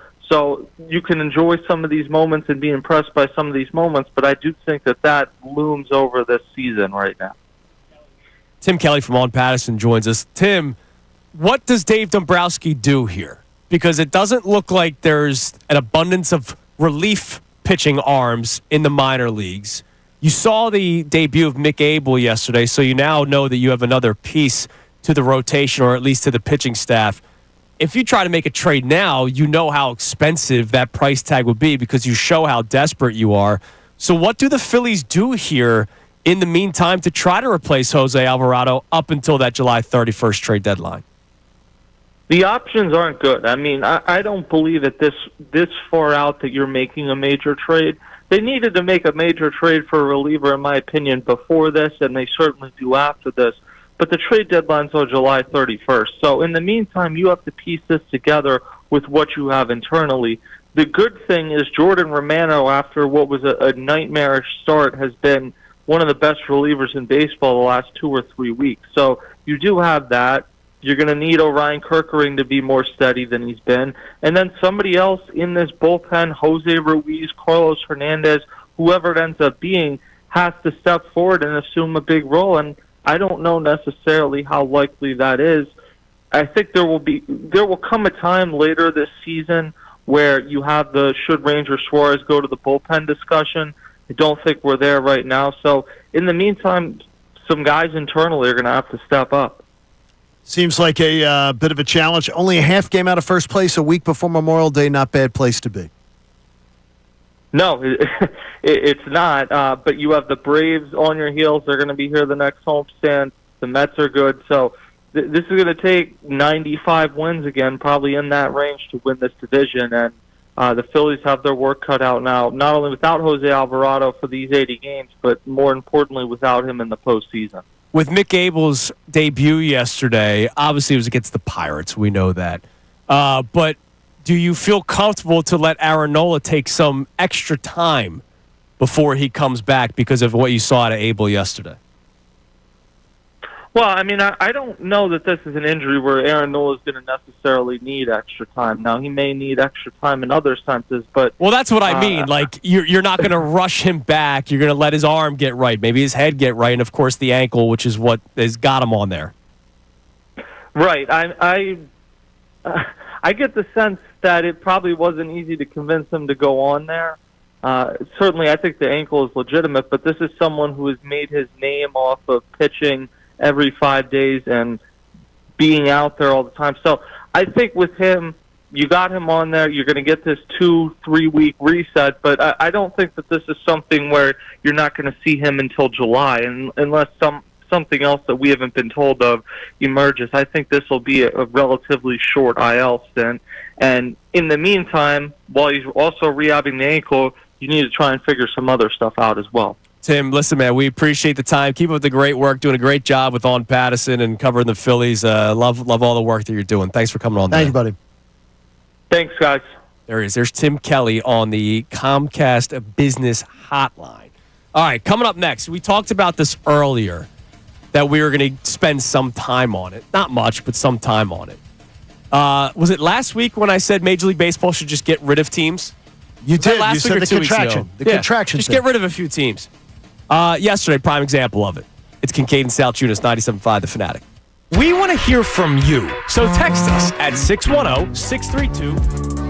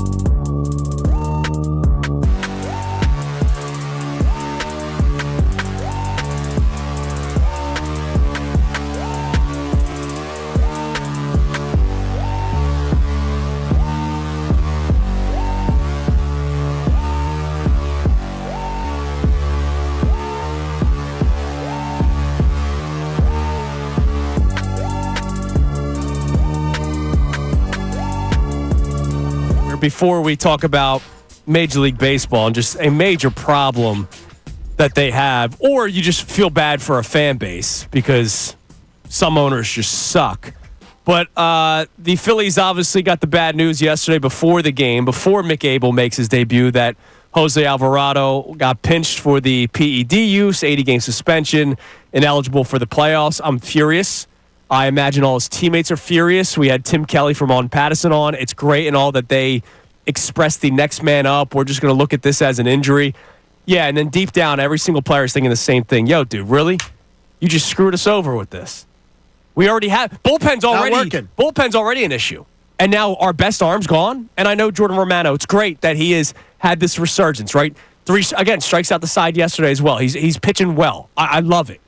But it's nice to have more than one arm. And Orion Kirker, even though he got out of his jam yesterday that he created, he's been shaky. Oh, he's been shaky. And so your best reliever... He was shaky yesterday, too. Yeah, I know he just got out of it, but he got himself in the jam. And so you losing Alvarado is a big loss. What do we got on the text line? We got Brian in Dallas checking in saying, if I were a pro athlete and I unknowingly took a banned substance, I'd be chomping at the bit to get in front of people, explain myself, and answer for what I did because I have nothing to lose. Why didn't he do that? Because he knew what he was doing. I mean, there's not a question. He's not contesting the suspension. Yeah. He didn't get tricked into it. Nobody slipped him a Mickey. His grandpa might have told you. He didn't get something put in his drink that caused him to fail a test. He acknowledges his error. He knows what he did. There it is. Yeah. The bottom line. I mean, there's no reason to be making excuses for him. God, it's terrible. All right. So Major League Baseball. It's not going to change. I know last week I went on the rant that they should just get rid of a few teams. It's not going to happen. If anything, they're going to add teams to the league. Let's hope not. But yesterday we got to watch Paul Skeens, and look, I can sometimes sit back and just go, man, this is fun to watch, even though it wasn't necessarily benefiting the Phillies. The Phillies end up winning the ball game. I got exactly what I wanted. I saw the Phillies win. I saw a great debut out of Mick Abel, and I got to see Paul Skeens at arguably one of his best. It was his first ever complete game yesterday, even though it was only 8 innings because they didn't have the Phillies didn't need a bat in the bottom of the 9th. But the Phillies get the win, so beautiful day. But when you see Paul Skeens and you see him in the Pirates jersey, my first thought is, all right, so when is he wearing a different jersey? Because that's how the Pirates operate. That's how teams like the Marlins and the Rays and the A's operate. They hope that they have a bunch of good prospects that can give you a short window, a period of time in which you win, and then once that window is up, they trade for more prospects, hoping that they find another Paul Skeens, which, telling you right now, you probably won't for some time. And so I see that yesterday, and my first thought is I feel bad for Pirates fans because they're going to fall in love with the guy. Yeah, and you're born into it. There's the weirdos that like the Cowboys around here or whatever. Like I don't get it. You're born in this area. You're usually raised by somebody who was a fan of these teams. The people that go away, I don't get it. But I don't blame anybody that goes, and screw this. Maybe you're still a Pirates fan, but you're not going anymore. Because why should you? The team, the owner himself, does not care about the product. Why should you? Wait a minute, though. You can't throw aside your love of the Sixers. Okay. He cares about he pays. But you can't. Yeah, but you can't throw away your love of it. There's no hope right now. There's no reason to other than they just stink, and that would be lame. Yeah. No, but there's here's the deal with the Sixers. Like, I know Josh Harris is going to cut a check. Like, the Pirates owner, the Marlins owner, the Rays owner, all these bad owners, they don't cut the check, There's no hope unless it's like Angels in the outfield. One season, they just go on a run. No, like, I got you, but that's why the Marlins 2 World Series were blips. They were blips. But when there's no hope, though, a lot of people say, like, I'm checking out for a while till my owner gives us a reason for hope. Joshua Harris has not given you any reason right now for hope here. Like, I ripped Adam will be on with us Wednesday. I ripped his tweet from Wednesday. The magic carpet ride of Joshua Harris. I threw up in my mouth. I'm like, you kidding me? His Devils out in the first round. His Sixers, you can write all the checks you want. Daniel Snyder wrote checks. That's hope. Daniel Snyder wrote checks. Daniel Snyder wrote all the checks in the world. He wrote every check. Yeah, but Josh Harris is not problematic like a Daniel Snyder. No, Daniel Snyder got problematic at the end. At the end. He wrote checks for a generation. Every check. What check do you want me to write? I mean, it's not about writing checks. It's about being an owner that cares, that is there, that gives a damn. The Sixers' problems go way beyond and past Josh Harris's time here. It's a quarter of a century now, boys. Yeah, different owners too. I look at I'm looking at the Marlins. I'm on their Pro Baseball reference. Oh, page, it's bad. right? So they won the World Series in '97. 97, and then tore it down in 98. Yep, they were just 5 years into their franchise's history. Do you know how many wins they had the next year? Wait a minute, let me guess, because I'm gonna give it to you. They won 67. Gunner? 61. How about 54? Oh, it was bad. They sold everybody off. They lost 100 games. They won 54 sold everybody off. and 108 the year after winning the World Series. They did not make the playoffs again until 2003, in which they won the World Series. They won the World Series. Guess the next time they made the playoffs after that? 2020, the COVID year. That's awful. It's terrible. They won 2 World Series. Yep. In a span of 93 to 2019, they won 2 World Series. They got to the playoffs 2 times. They were 2 for 2. Yep. In the playoffs. But because they don't pay their money. And it's the same thing with the Pirates. And so Major League Baseball, I don't know what you do. You're not going to get rid of teams. Is it the salary floor? You have to increase it? You have to know what you need to do is you need to have a floor. You need to have the floor that is increased, and that's what you got to have. But also, too, baseball players will never deal with it, is you need a salary cap. Yeah. You need a salary cap. Baseball, but you got it in football. The most successful sport has it. The second most successful sport has it. Basketball. You need a salary cap. Look, the Dodgers, if they wanted to. They buy everybody. If Paul Skeens became a free agent, they can buy him. Yeah, but is baseball better when the Yankees and the Dodgers and the Phillies and the Mets are the teams at the end? No. Baseball's better if baseball was like football. If baseball was better, if baseball was competitive. Like, I completely checked out. Obviously, the Phillies lost in 2023. Yeah, I did not watch that World Series of the Rangers and Diamondbacks at all. Yeah, when it's 2 smaller market teams, I get it. But if the Rangers had Shohei Ohtani, if the Rangers had Paul Skeens, then you're in. Like, that team, and the Rangers team was fun. They have some good ball players on it, right? But, like, they didn't have, like, the household name that everybody knew about. Same with the Diamondbacks, right? So I get it. Markets are a pretty important thing. But, like, if the Mets made the World Series this year, it's not just New York. It's Juan Soto, right? Like, there's a name there. What, did you watch the Mets series after the Phillies lost to them? Last year. Did you watch the Mets? I mean, I watched. To me, it's the series after. The series after my team loses is the hardest one for me to tune into. Watch. Yeah, it's just awful. I wish baseball could do something. No, they can. The players won't allow it. Yeah. All right, coming up next, we'll reset today's topics.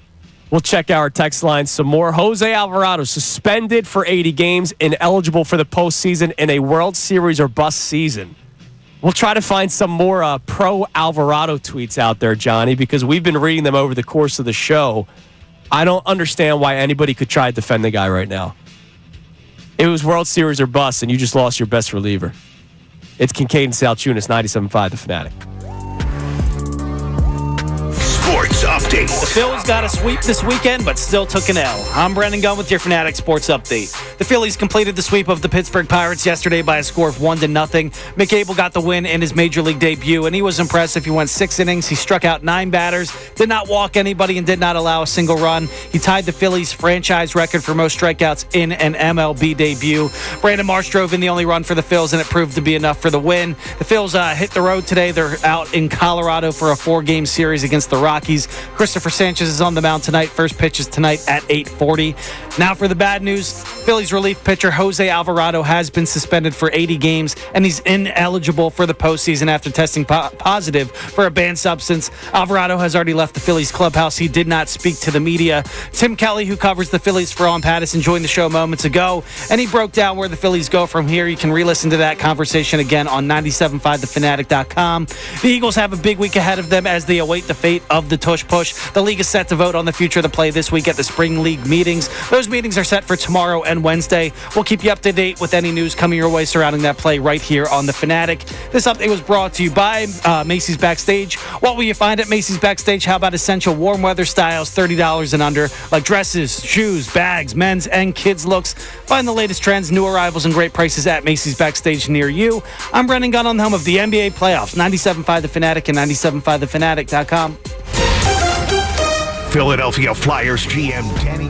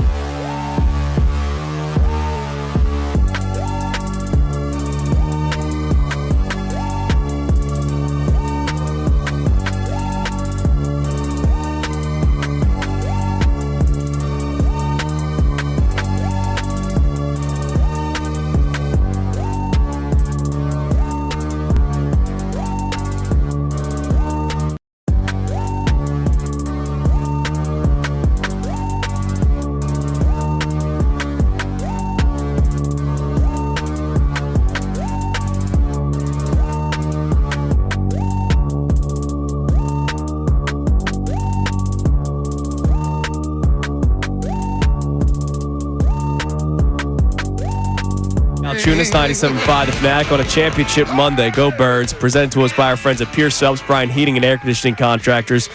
Visit nopaybryan.com. I hit someone with the Go Birds on Saturday. So I told Johnny. Did the priest tell you to be quiet? You're in church? No. We were at the National Air and Space Museum on Saturday. That's awesome. So friends of ours, their son had his first birthday party in Maryland, 2 hours away. And so we were contemplating either spending the night somewhere or making a day out of it. So we made the day out of it. so that we could be back home Saturday night. So we took our son Coop, who is obsessed with things that fly, like anything that's in the air. Anything like he that. loves it. Good. Now, I'd never been there, so I had the time of my life. Do you know, Gunner, that the Wright brothers, the plane that they flew, the first ever plane that took off ground, is in there? It's not North Carolina? No, it's in there. It's in the National Air and Space Museum. I'm sitting there like, are you serious? This is the thing. The only thing that's different is the tarp. They just redid the tarp because it's old. I had no idea. And I'm trying to tell Coop, not that he understands the concept. That's the first plane. I'm like, dude, tell all the kids at daycare that you saw the first plane ever. Hey, Gunner, you know what they also have? They have Amelia Earhart's plane. Oh, they found it, but not her? Yeah. What the hell? Well, they didn't find her, but they found the plane. Yeah, they found the plane, dude. It was intact? Yeah. Yeah. The mystery continues. That she must have walked away from it or something. Gators got her or something. Or she's still with Look at him. Look at. Listen. They didn't Amelia, find the plane. Yeah, the plane's not there. The plane's not there. The plane's not there. Well, What the hell? I just bought a ticket. One of my students. It's free, actually. One of my students. I who found just- that out, too. One of my students who just graduated, Tyler Blankenship. One of my Reed. just recently graduated. Reed's brother. His dad runs the place. Yeah, I didn't know that. I would have told you in advance because the Smithsonian's are freaking amazing. Yeah. And they're free. Which I didn't know, which is really cool. By the way, and It's unbelievable. to round the story out, I saw a guy wearing an Eagles hat. Hey, you got to do a go bird. Hit him with the Go Birds. The whole family was like, "What? Oh, Go Birds!" They got like it's like they felt safe. Did you see a lot of commode stuff down there? Or I not? did not. I did not see a single Commanders anything. What about Nationals? No, nothing. No curly W's, No. really? Do you think they're proud of that team? Come on, man. What about Orioles? Can't be proud of them. No, I did not see the Orioles either. What did you see then? There's got to be sports gear you saw. I saw the Eagles. That's it? Yeah, that was it. Really? Look, I'll be honest. I was staring up half the time Okay. because all the planes are hanging from the ceiling. All right, so here's what we've been talking about today. Obviously, reacting to the news that Jose Alvarado is suspended 80 games and ineligible for the playoffs because of PEDs, because he was trying to lose weight. So there are people. Hey. There are people that are defending Jose Alvarado. So let's talk this one out calmly, John. Yeah. So I just was curious to see what the responses were to the tweet that Nate and Haley put out with your quote of Jose Alvarado. This is John Kincade, quote, "He cheated. He literally cheated and hoped no one would find out. He screwed every guy over in the clubhouse who wants to win a World Series. Every one of them. He screwed them over, period." So I'm reading some of the replies. Like Rasan checks in. "He screwed every guy by trying to lose weight. That's a bit much. It wasn't a real performance-enhancing drug. It was a weight loss drug." I saw a couple other people. PK, from what I heard, it was a weight loss drug. Maybe we should wait till the facts come out before condemning someone. So let's just talk this over, all right? Okay. The facts come out. So first off, it was a performance-enhancing drug. Like it was. Part of the whatever he took, whether it was a shot, a He pill, took a testosterone booster. Yes. It fell under the guidelines of what you cannot take.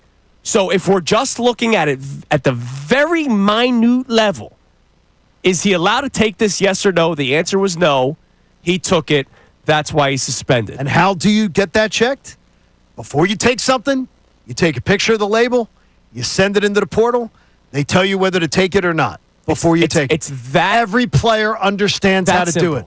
That's simple. And so, not hard. Now let's go a step further. So they're saying it was just a weight loss drug. So let's talk about this. So you're Mr. Jim all of a sudden. Well, not by my choice. All right. Let me just ask you something. You are radio host John Kincade. Sure. You are not a professional athlete. Not at all. You're looking great. Thank you. You're doing a great job. Thank you. Do you, against my will, or do you not feel better about yourself? Not just like how you feel, but like how you're moving around. No question. You feel better, right? No question. You feel stronger. Large golf shirts. Yeah. Large golf shirts.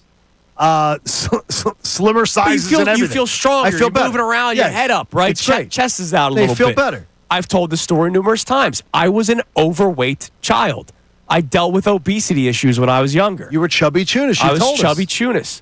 I have, at different stages of my life, found different best shape of my life stages.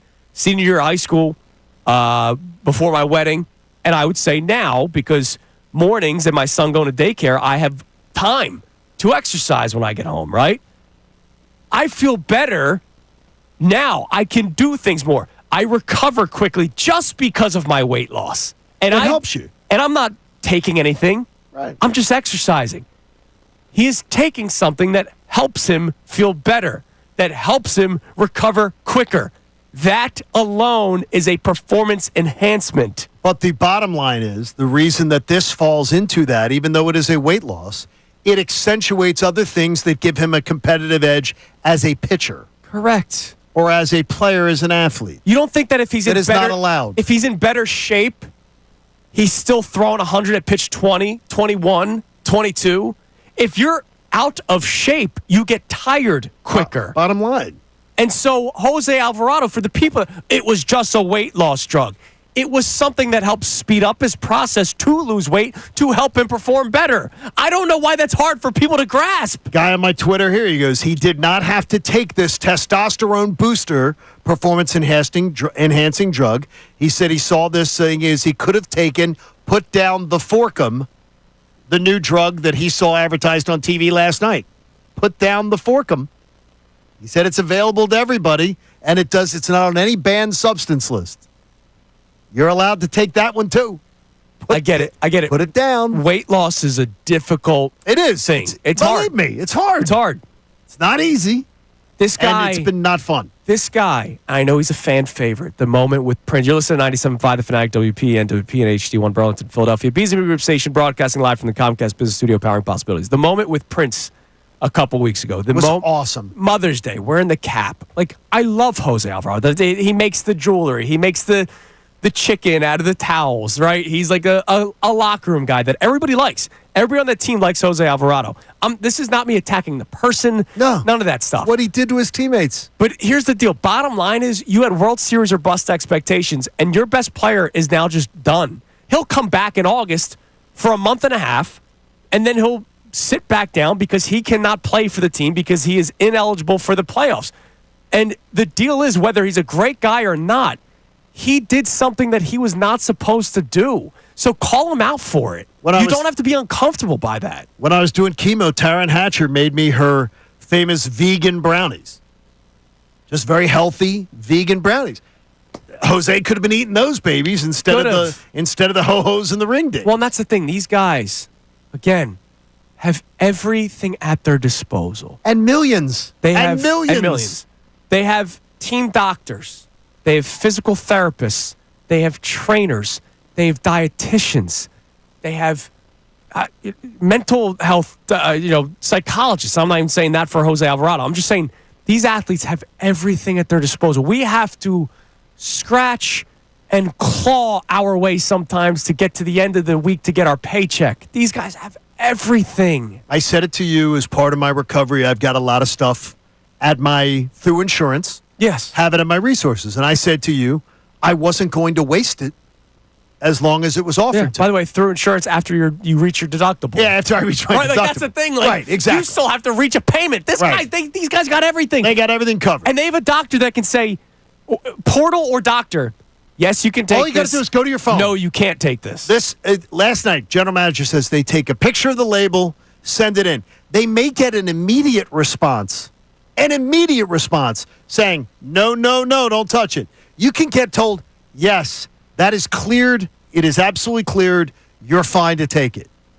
I mean, this isn't something that, oh, wow, the guy thought he was doing something good for himself and just made a mistake. Yeah. They are briefed on this. Every spring training they get briefed on it. It's marked right in the trainers' rooms in the clubhouse. Come on now. Like, let's just bring it to reality. What do we got on the text line, Gunner, at 610-632-0975?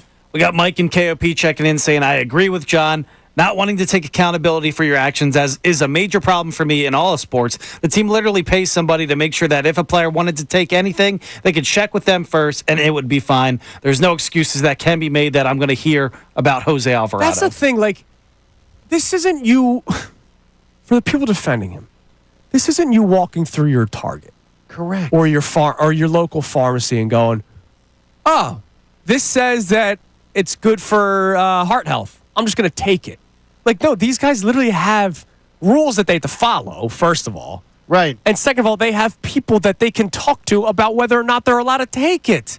And if you don't ask, you're just being that negligent about it, then you're deserving of a suspension. And then you're going to piss off your teammates. I'm pissed off. I can only imagine what the guys in the locker room are saying. It's great and all that Tim Kelly tells us that publicly they're saying stuff like, next man up. We're gonna wait to talk to Jose ourselves. Multiple players said they wanted to hear from him. Correct. Matt Strahm said that he wants, and they had not heard from him. That's not good. He needs to look them all in the eye and be like, "Hey, I did this. I messed up." That's not good that they had not heard from him. That's not good. Well, Strahm didn't really know about it until that's not good. Later. That's not good. You don't let your teammates be like ambushed by this. Our man Joe. Don't do that. Our man Joe the Cynic, who's still a weekend warrior like me. I appreciate it. I threw a complete game win yesterday. I could use some of Magic Alvarado diet aid to recover faster. Joe doesn't look like he's chunky at all. No, he just wants his arm to not hurt. Well, I feel you, dude. I caught. Don't be cheating, Joe. My legs are sore today. I don't want you cheating. All right, coming up next, we have today's headlines with Brendan Gunn. They better be good, too. I bet you they will be. The one and only Brendan Gunn coming up next. Kincade Salciunas, 97.5 The Fanatic. Mike Missanelli. There's no way that you...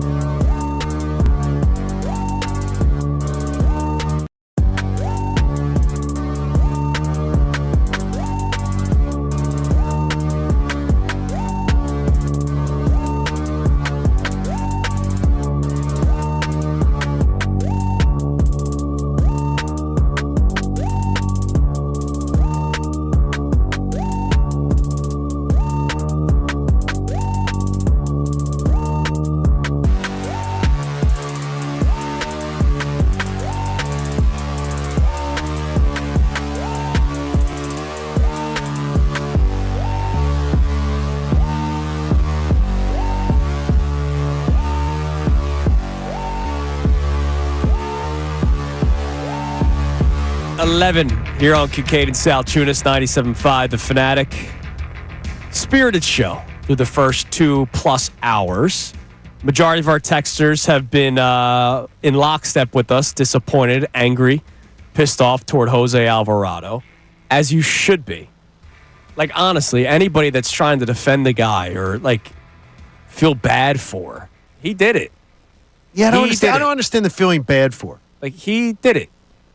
And if he literally took something unknowingly, I still would not feel bad for him, because then why would you do that? Why are you just putting something in your body? Like, and this is simple. It's very simple to get it cleared. You can do it on your phone. Major League players can do it on their phones. This isn't all you got to do is take a picture and submit it. Yeah. This is just negligence, or you just wanted to cheat the system. That's it. This is negligence. Yeah, this is not the league was out to get him. None of this. It's a shame. It's a shame for his teammates, because they're the ones who got screwed. Yeah. And he misses 80 games, paycheck. Now, August 19th, too, do you bring him back? If you need him, yeah, absolutely. Well, I mean, do you need him? You're going to need him, yeah, right? So I'm bringing him back. So he pitches you back in, and then you... I throw him into the ground.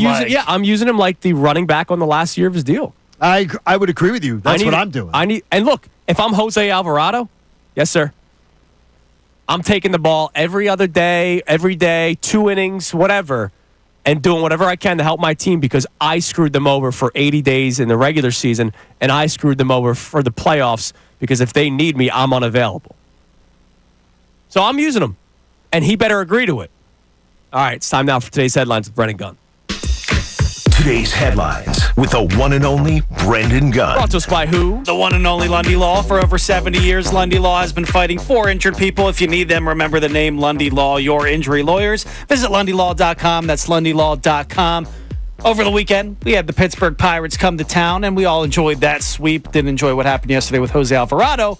And we might have not necessarily enjoyed the way the scoreboard looked in the game. It was the first time without the poop game. And our good friends over at NBC Sports Philadelphia and Tom McCarthy, who's going to be joining us, I think, a little bit later on, if the show sheet is correct. 9:25 today. They eulogized that poop game. I thought it was hilarious. I'm going to replay it again for the people. Before we continue with this telecast, we have to address what is on everybody's minds and hearts. July 29, 2022, our beloved scorebook first lit up the screens here with Phillies television. It was more than just a scoreboard. It was a legend, an unforgettable icon. Its name, once met with chuckles, quickly became synonymous with good times and fierce rivalries. As the final out arrives on its bright and brilliant run, it will be missed. Gone, but never forgotten. I think it's hilarious. Awesome. I think they did such a great job with that. Because it shows that they have seen your complaints or your, grousing, because it's really nothing that much to complain about. It spells out poop. Like, let's grow up here. But I think it's cool of NBC Sports Philadelphia to do that, because it acknowledges what people have having been saying. fun with it. Yeah, and just not taking things seriously. And baseball as a whole, the season's so long, you can afford to go out there and do some silly stuff like that. It's not football, game. Yeah, that's why. Decision. Sundays with Schmidt. I say this respectfully, because Mike Schmidt knows more about baseball than I'll ever know. I don't think Mike Schmidt's a good color analyst whatsoever. But when they first brought him in, they tried having him be a color analyst. He sucked, right? Then they started doing, you know what?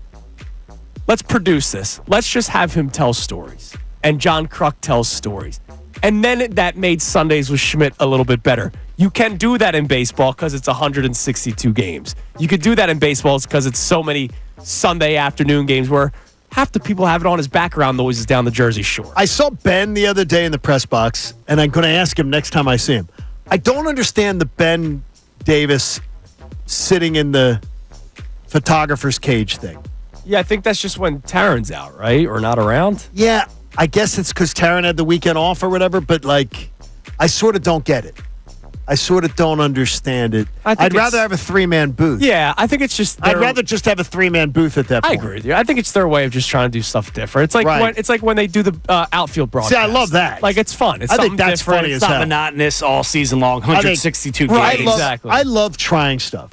Because try stuff, and if it sucks, Sometimes that can be some of the best stuff. Yeah, and by the way, it's baseball. It's 162 games. You can try this. So you're not going to try that in football. Just don't try that bat banning system, or else you're gonna be banned. I still think Tom, alumni weekend's coming up, and if Tom McCarthy doesn't have a drinking problem by the end of alumni weekend, when the bell rings and they're doing something else and someone else is coming in and he has to try to herd that broadcast. That's the craziest weekend. He does a good job with it. Oh, jeez. All right, what else? Moving on, NBA playoffs. We'll get to them in depth a little bit later on in the show. But Aaron Gordon, he lost yesterday, the Nuggets, and he said something out after the game that I want to get your guys' opinion on. Is he right, or is it just sour grapes after losing? Take a listen. Health is a lot, you know. I would really appreciate it if there were a couple of days in between games in the playoffs instead of every other day. I think the days in between games, not just off day and a travel day, but a travel day and a recovery day, just two days. I think the product of the game would be a lot better. Does he have a point, or is it just whining and sour grapes? He's whining. I know he was banged up after Game 6, but he's just whining. I mean, look, if they won yesterday, he would not be saying any of that stuff, right? If they showed up, he would not be saying any of that stuff. They got beat the doors off them by the Thunder. I love that playoffs are quick. How long do you want the playoffs to go to? I mean, seriously, what do you want it to be? Because then, by the way, to your point, Aaron Gordon, now you're not starting until like in November or late November because you're extending everything. How about this? How about making the regular season 70 games, taking 12 games off the regular season, and then taking those days off and building them into the playoff structure, and the Players Association adjust accordingly. The owners adjust accordingly. Yeah. They won't do it. No, they won't. And here's because you won't take any less money, so stop whining. By the way, that's the part of playoff series is trying to be able to stand through the course of it's a battle of attrition. It's not just about how you're playing, it's about trying to stay. I mean, that's all a part of it. Like, if the Lakers won their first round series and JJ Redick's playing guys 40 plus minutes, which he does, they would be gassed in round 2. Right, like they would be exhausted. Luka Doncic would be on a ventilation system. Would Luka say, "I wish we had more time," or should JJ Redick coach differently? Well, Luka does because In and Out now he has In and Out burger all the time, so he wishes for a little more time off. Good job, Gunner. Good job. All right, coming up next, we've talked about this kind of in passing, but we haven't really dove into it. We'll do it coming up next. With this Alvarado suspension. What does Dave Dombrowski do? Oh, my gosh. And do we find out how much he believes in this team by what he does or doesn't do? We'll discuss that coming up next. It's Kincade and Salciunas. We'll check some text messages as well here on 97.5 The Fanatic. Fanatic Sports Update. Phillies lose one of their best relievers. I'm Brendan Gunn with your Fanatic Sports Update.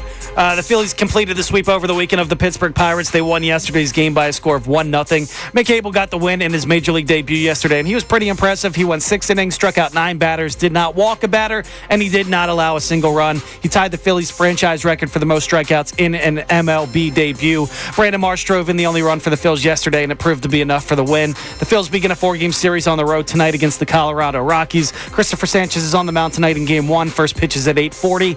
And now for the bad news. The Phillies, they lost their relief pitcher, Jose Alvarado. He's been suspended for 80 games and is ineligible for the postseason after testing positive for a banned substance. Alvarado has already left the Phillies clubhouse. He did not speak to the media, so we got to wait his thoughts a little bit later on.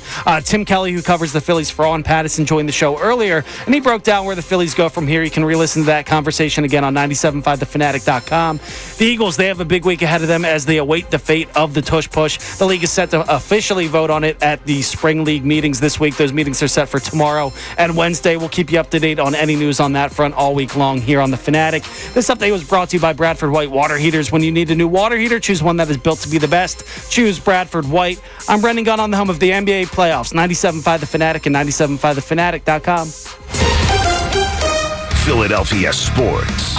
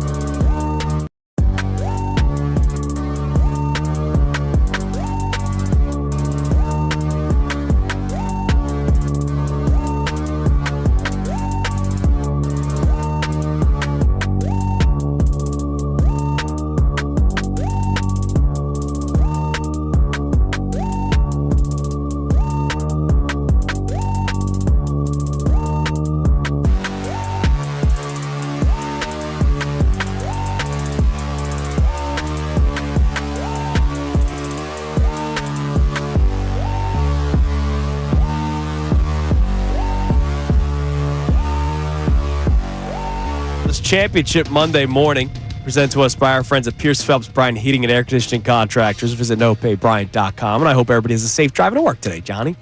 We hope they do. It's going to be a marvelous day, isn't it? Yes, absolutely. And we are out of here in about 90 minutes. How about that? All right, so the Phillies need to do something. Now with Jose Alvarado out for the next 80 game suspension for the PED use, and ineligible for the playoffs, which is why I can't believe anybody is trying to defend the man. You should just be angry. I should never tell anybody how they should feel, but I'm telling you right now, you should be angry with Jose Alvarado, and all the excuses that I see for him are ridiculous. But the Phillies now need to do something. And so what are the options is what we need to try to figure out before we try to figure out what Dave Dombrowski does. So your options are make a big trade now, which you're going to completely overpay. Wait until the trade deadline. That means no bullpen help until July 31st, which could also be a problem. Ride it out with what you have now, which the bullpen has kind of been the talking point for the majority of the season, where it's not been great. They've been better of late, thanks to Jordan Romano's resurgence, but now you lost one of your better arms. Or you hope that there's somebody in the minor league system, which, by the way, there isn't, that you're going to rely on to come up and pitch in big spots. Like, they reinstated Jose Ruiz yesterday. I don't hate Jose Ruiz. No. But I don't want him in high-leverage situations. He's you're up a run or two in the sixth inning. You haven't pitched the sixth, right? He's the setup to the setup to the setup guy. I'm not pitching him in the eighth or ninth inning in big moments. So what Dave Dombrowski has to do is get creative. And I don't think he can wait until July 31st to do that, Johnny. No, they can't. They can't. And Jose's selfish, foolish decisions end up affecting the lives of this franchise, because now he's going to have to go into the coffers. Because when you start having to make calls and all the other general managers know you're desperate, you're in trouble. Because now the price goes up. Yeah. Because everybody knows the Phillies are desperate. Dave Dombrowski's going to tell us now how much he believes in this roster. Because this has to be a all chips are in the middle of the table roster. So you got to go for it. And they need two bullpen arms. They already needed one. You're right. Now you need two front-end bullpen arms. And they're not going to come cheaply. I keep hearing about Hazley from the Cardinals. Well, Hazley's out there available. Where are we hearing this? Who is saying They're this? still hanging around. Yeah, they're winning games right now. Who is saying this? Helsley, by the way. I'm sorry. You're confused. You're confused with Adam Hazley, former Phillies great. Yes. Yeah. Stop saying this. The Cardinals are in the race and they're playing great. Stop saying that. Right. Like, just stop throwing out names of people. He's not available. They're not talking about. No one around the Cardinals is talking about trading him. So that's not being talked about. So let's talk about legitimate names. Maybe I'll look up his contract. No, but is he in the final year? Yeah, but they're not talking about trading him. Nobody around the Cardinals. All you have to do is go to the Cardinals. How do you manage Mick Abel? Do you let him go out there and start a couple more, or do you use him as trade bait now after he just dominated his debut and used Taijuan Walker in that fifth starter But here's spot? the deal. If you're going to trade anyone, it's Ranger. He's gone after this year.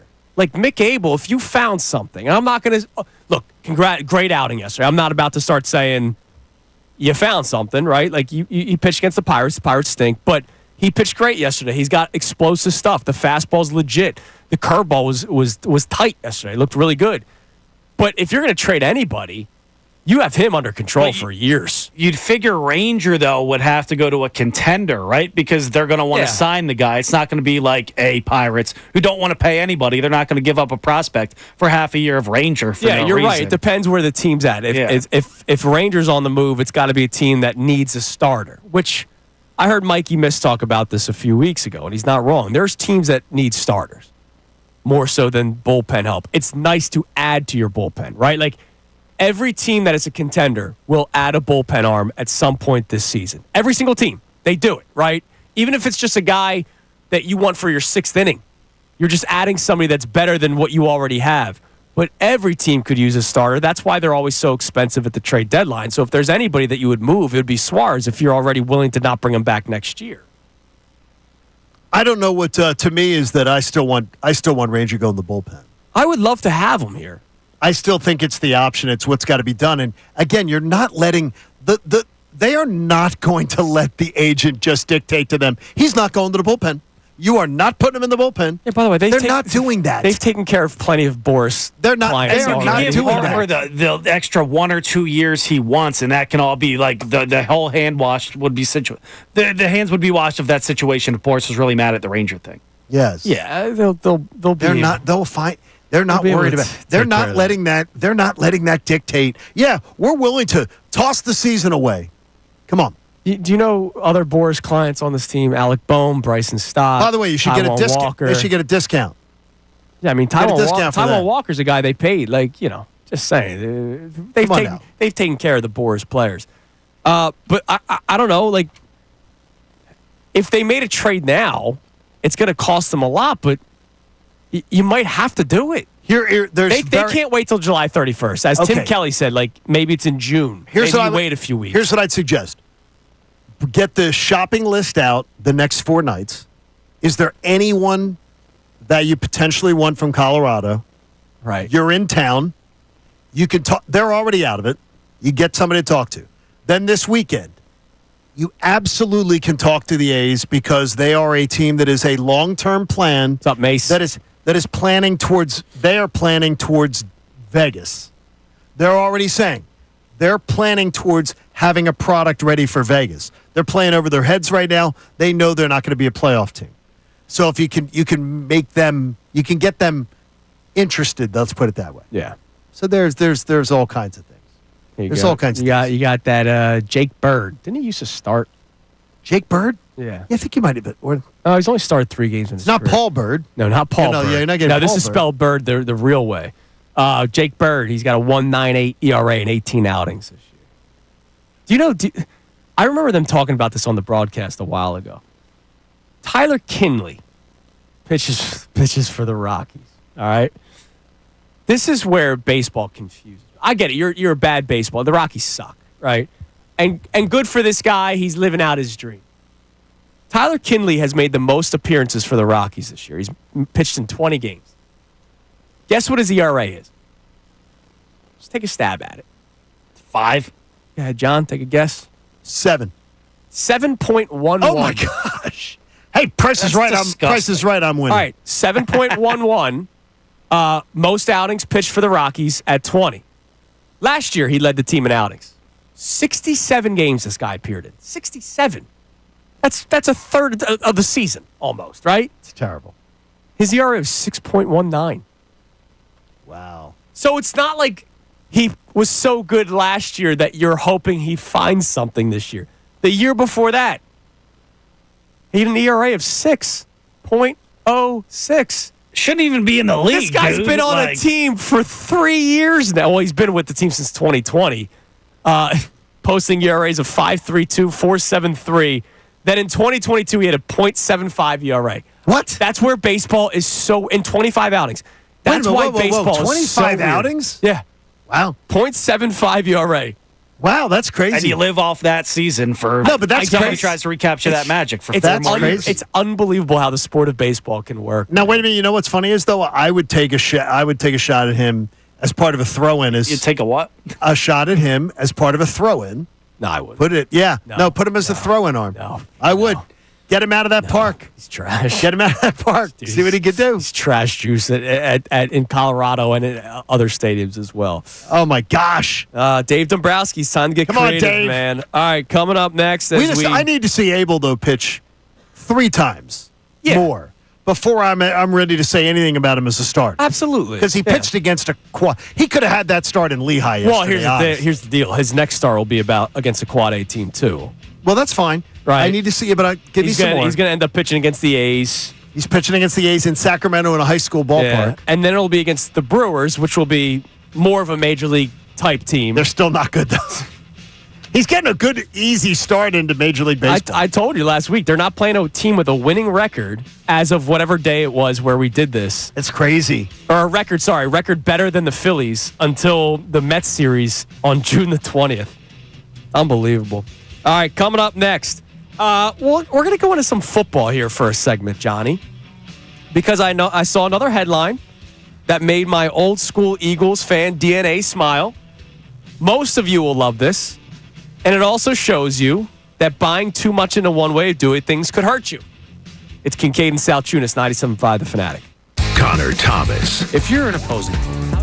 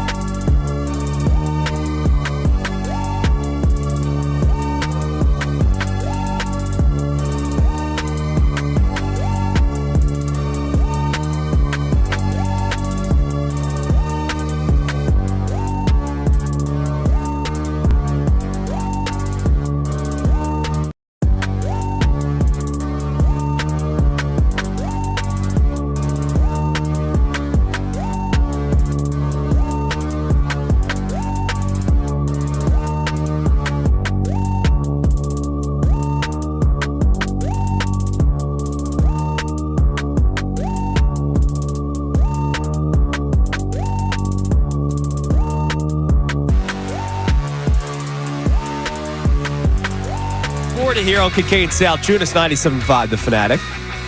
All right, Gunnar, give us a text message, and then I want to read this headline and a little blurb from a story that should make every old-school Philadelphia Eagles football fan smile from ear to ear, Johnny.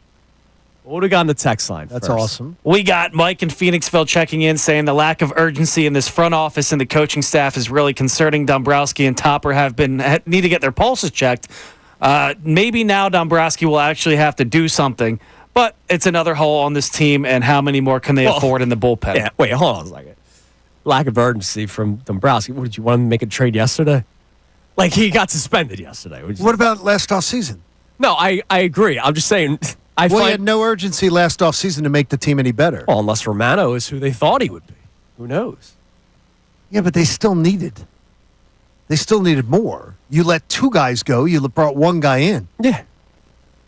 Well, and then you were asking Kirkering to be more this year. Kirkering was already here, though. Yeah, but you're asking him to take a bigger role. Okay, well, then who was going to be Kirkering of this year? Correct. I mean, they but let's, like, the lack of urgency, I'm reading it as he's upset, like, right now. It's like, well, hold on a second. Give him a couple days. We had an off-season where I think he was hanging out at Coco's.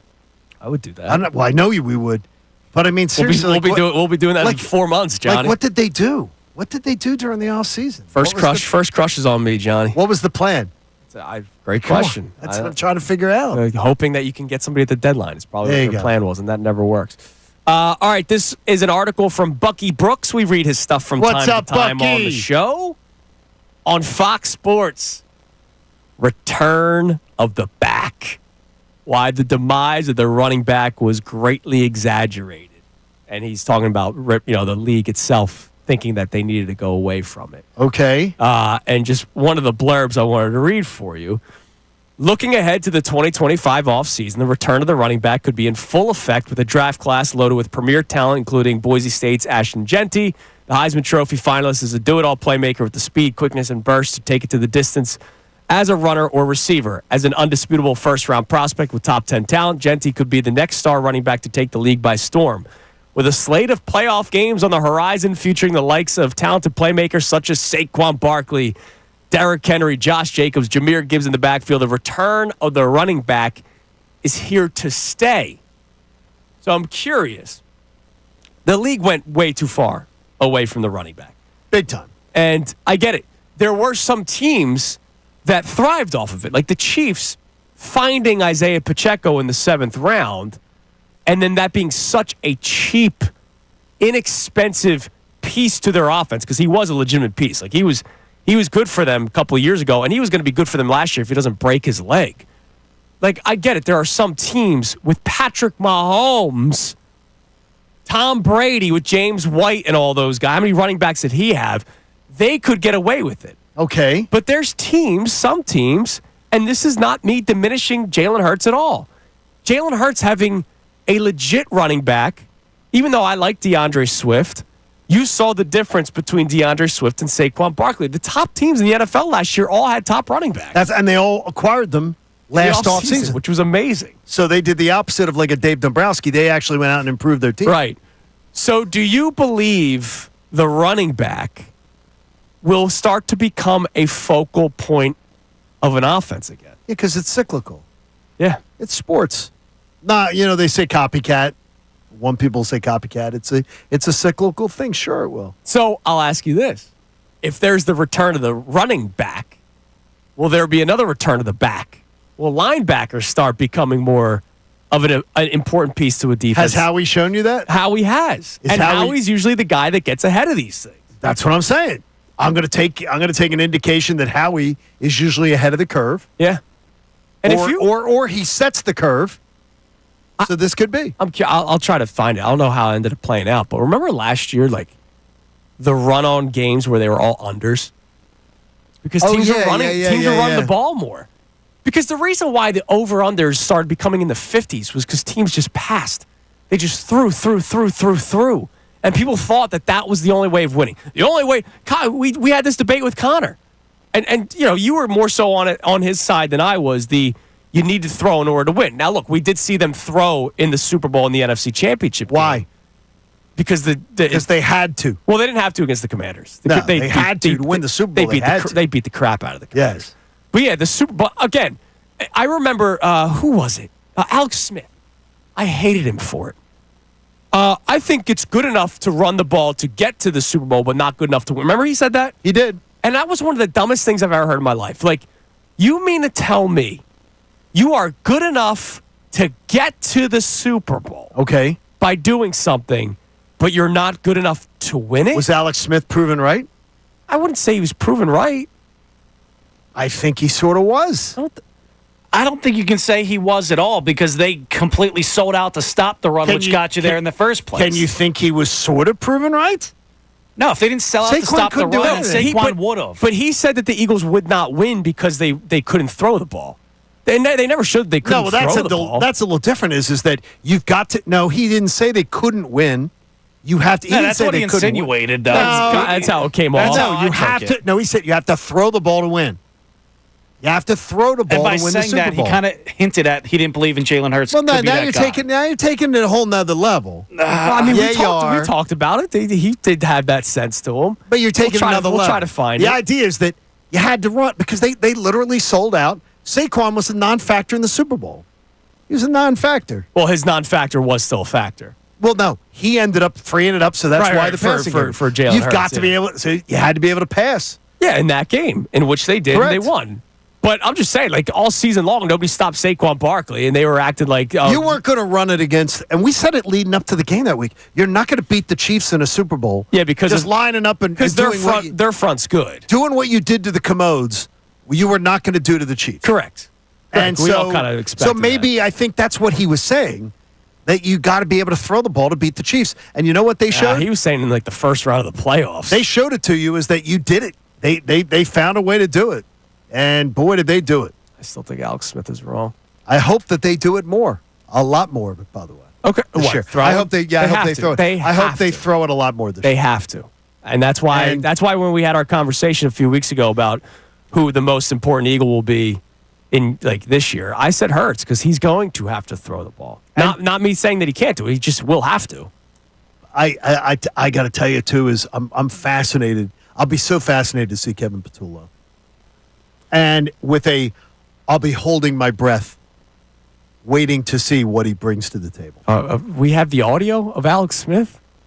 Yes, I found it. Let's just hear it. I'm curious about how this sounded. This passing game, and we've seen it from this offense all year, it is conservative by nature. Yep. And Jalen is conservative with the football by nature. Listen, he's risk adverse. He values the football, and that's been the formula for this offense. He's doing what this offense wants him to do, right? They live in a world, we've talked about it with the tush push. It is 1st and 9. Everybody, they got a different set of rules there, right? And so you see it on 3rd down. Watch their 3rd down play calling. I mean, this team never throws it past the sticks, right? Again, trying to get to a 4th and 1 so we can tush push, right? They throw, only Daniel Jones and Gardner Minshew have a lower stick percentage than Jalen Hurts. That's a fact, right? And again, he took the sacks and he has these games. And I agree with you. They could win yesterday in the snow. They may be able, next week, right? Washington's run defense is not great. Can they hoist a Lombardi doing this? I don't think so. And they couldn't. They had to throw in the Super Bowl. Well, we didn't know. Cooper Jean he was exactly telling They didn't have to do anything. By the way, I counted 5 or 6 compliments of Jalen Hurts and the Eagles on the Eagles in that bit. 5 or 6 compliments. Compliments? Yes. Are you backhanded? I didn't hear a compliment. I didn't hear a single compliment. He does what he's asked to do. He's efficient. He does what he's asked to do. This is what they're asking him to. Yeah, he's saying it in a nicer way. Of course, anyone could win in this offense. It's like Johnny's a very nice kid, but he's as dumb as bricks. I heard. Guess what? Stop reading my report cards. I think John's hanging out with Alex Smith. I thought my mom should have burned those report cards at your fancy schmancy golf outing. Yes. Yeah, I'm looking forward to that. All right, coming up next. I don't usually get into these kind of places. We'll reset today's topics. We have a fun 9 o'clock hour planned for you.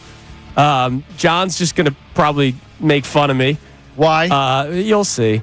And then Tom McCarthy's going to be joining us at 9:25. And it's not just to talk about Alvarado. I want to talk in a nice way, in a spirited way, about calling a kid's debut.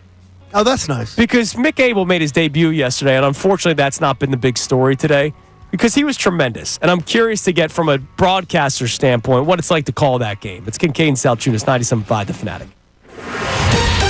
Fanatic Sports Update. Phillies sweep over the weekend, but still walk away with an L. I'm Brendan Gunn with your Fanatic Sports Update. The Phillies completed the sweep of the Pittsburgh Pirates yesterday by a score of 1-0.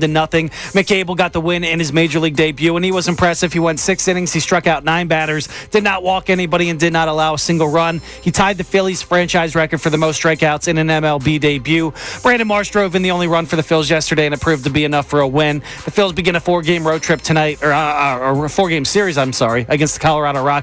Christopher Sanchez is on the mound. First pitch is tonight at 8:40. Now, the bad news: Phillies relief pitcher Jose Alvarado has been suspended for 80 games, and he is ineligible for the postseason. He tested positive for a banned substance. Alvarado has already left the Phillies clubhouse. He did not speak to the media at all. Tim Kelly, who covers the Phillies for On Pattison, joined the show earlier and said other Phillies are now just going to have to simply step up. This is the culture of sports. Kind of becomes next man up. The Phillies talked about this. Dave Dombrowski basically said you have to treat this like this is an injured player, and the Phillies are going to do that. The Eagles have a big week ahead of them as they await the fate of the tush push. The league is set to vote on the future of the play this week at the spring league meetings. Those meetings are set for tomorrow and Wednesday. We'll keep you up to date on any news surrounding that play all week long here on The Fanatic. This update was brought to you by Mercedes-Benz. The Mercedes-Benz Dream Days sale are back with offers on vehicles like the 2025 E-Class, CLE Coupe, C-Class, and EQE sedan. Hurry in now through July 31st. Learn more at mbusa.com/dream. I'm Brendan Gunn on the home of the Sixers and Flyers. 97.5 The Fanatic. Bill Colarulo. I'm happy as hell.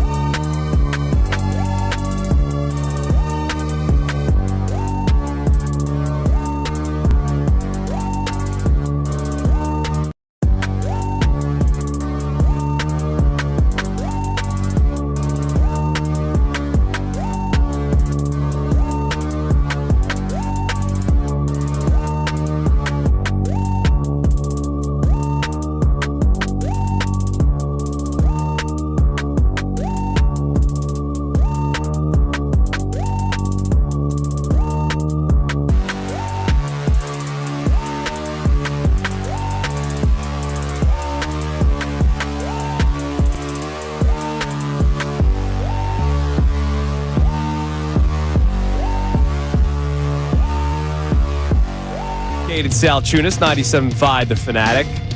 Like I mentioned, a fun 9 o'clock hour ahead. We have Tom McCarthy coming up at 9:25, live from Denver, by the way. So hopefully he's awake and ready to go. He'll talk about the Phillies' upcoming series, recap the Pirates series, and of course the debut of Mick Abel and how fun that must be for a play-by-play man to talk about, to call the game of a debut, especially because he knows all these guys, right? Like Tom McCarthy's at spring training. So he's probably known Mick Abel for the last year or two. So excited to get his opinion on yesterday's game. Obviously, we'll talk about Jose Alvarado. Before we have Tommy on, in the next segment, I'm just going to take it. Are you going to wave the white flag? No. I'm just going to take it. Okay. I'm not waving any white flags. Okay, I'm glad. I'm just going to take it. Because it's one of the longest running things that I've heard. I'm a big boy. Trotted out in sports radio in this town. Finally died a death yesterday. So that's good. We'll get into that coming up in a little bit. But obviously, our majority of our conversation has been about our man, Jose Alvarado. He sounds a little beaten already. I'm already beaten down. Well, Jose Alvarado starts it. Well, it did. I mean, Jose did. Get him a PD. Get those spirits going again. Exactly. Yeah, you know what? Do you need a testosterone booster before that segment? Yeah, maybe me and Coach Carter. Jose Alvarado gets suspended 80 games yesterday. Is this the Diddy trial? For PEDs. No. A lot of P in that one. Very far from that, Johnny. Here we go. Yesterday, Jose Alvarado suspended, and he's now ineligible for the playoffs because he took a weight loss drug where some of the things in said weight loss drug went against league protocol. And again, for the people out there that are going, my gosh. Hey, don't be too hard on him. He was just trying to lose weight. My gosh, what was he trying to do? Doesn't 80% of America make the same damn New Year's resolution? I'm going to go to the gym and I'm going to get in the best shape of my life. Everybody tries to lose weight. Everybody has their own struggles with it. I'm in pretty good shape, and yet if I go on a weekend where I have some ice cream and a couple beers, I feel like crap on a Monday morning. You have eaters. I got to tell you, for someone who's in as really good shape as Andrew is, you have eater's guilt. Yeah, man. And it's something that I've learned. Because there was issues from back in the day. No, but the thing is, though, you've taught me about that. Like, you've been like, no. I mean, like, I had issues with it, and you explained it to me, and I'm like, damn. Yeah, no, because it's a real thing with you. Yeah, and you hold yourself accountable. Yeah, and I get it. And losing weight's not easy, but to take a drug, which you can. I'm sure there are some drugs that do not fall into the no-go category in Major League Baseball. It's that simple. Yes or no. Green light, red light, check mark X. C, no. No. Are you allowed to take this, yes or no? You have to be you have to be operating under the assumption that everything's illegal as a Major League Baseball player you do. at all times. And you get it cleared. It's simple. It's simple. This process is simple. You take a picture of the product, you take a picture of the label, you submit it to the portal, you may get an immediate response that it's okay. Immediate. This is ridiculous that people are like, oh, and wait a minute, we have to wait till we get all the facts. No, we do not. He has already accepted it. He admitted his guilt, accepted his guilt. And by the way, they've known this for a little while. Like, you can make a mistake and still be held accountable. This isn't a mistake, though. Like, it's a mistake. You could say it was just an accident. It's not an accident. All right, you had your head in the sand like a moron, but you still be held accountable. Yeah, that's on you, right? Like, if you make a mistake, it's still on you to the extent, depending on what we're talking about here. Like, as a Major League Baseball player, to what you said earlier, Brendan, even if it was just a mistake and he had no idea, you should err on the side of caution because you know that you get tested for these things all the time. And for somebody to say, oh, he was unaware, well, then that's his own fault. And there's no way to be unaware. He's been in Major League Baseball, minor league baseball. He's been in baseball. There's take unaware off the table. That did not happen. He's not unaware. He knows the system. He cheated, guys. And if he was unaware, then he's just a dope. So don't do the unaware. He's not unaware. He knows the way this works. This is the way it works. I mean, this is ridiculous. You're listening to 97.5 The Fanatic, WPEN HD1, Burlington, Philadelphia, BC Media Group station, broadcasting live from the Comcast Business Studio, powering possibilities. Normally, I don't try to tell people how to think, John. We just debate and we express our opinions. Sure. today is a day where I am trying to tell you how to think. If you are somebody that is letting this guy off the hook, when we've all been saying World Series or bust with this team, and you just lost your number one reliever because of stupidity, negligence, cheating, whatever you want to say, he made this mistake. He made this. He made his bed. He's got to sleep in it too. Blah, blah, blah. He brought this upon himself, man. And I bet you every teammate of his is pissed off. Oh, yeah. So if you're not angry, why don't you just try to figure out how his teammates are feeling who also have World Series expectations for themselves? I don't know how anybody could try to be like, oh, it's okay that this happened. No, it's not. By the way, it's subtle when multiple teammates say, I want to hear it from Jose himself. Yeah. That's more than subtle. He's not here to talk. I want to hear it from him. What did you do, dude? You screwed us all over. You screwed everybody over. Yeah. Which is terrible. All right, what do we got on the text line, Gunner? You can text in at 610-632-0975. We got somebody checking in saying, we gave Chooch a ton of stuff, so I don't want to hear about anything about Jose Alvarado. We don't love him nearly as much as Chooch. So anybody defending Alvarado, remember that. Oh, yeah, Chooch was not. That wasn't. He had the Adderall. 25 games, something like that. That was Alfie, by the way. What's up, Alfie? Yeah.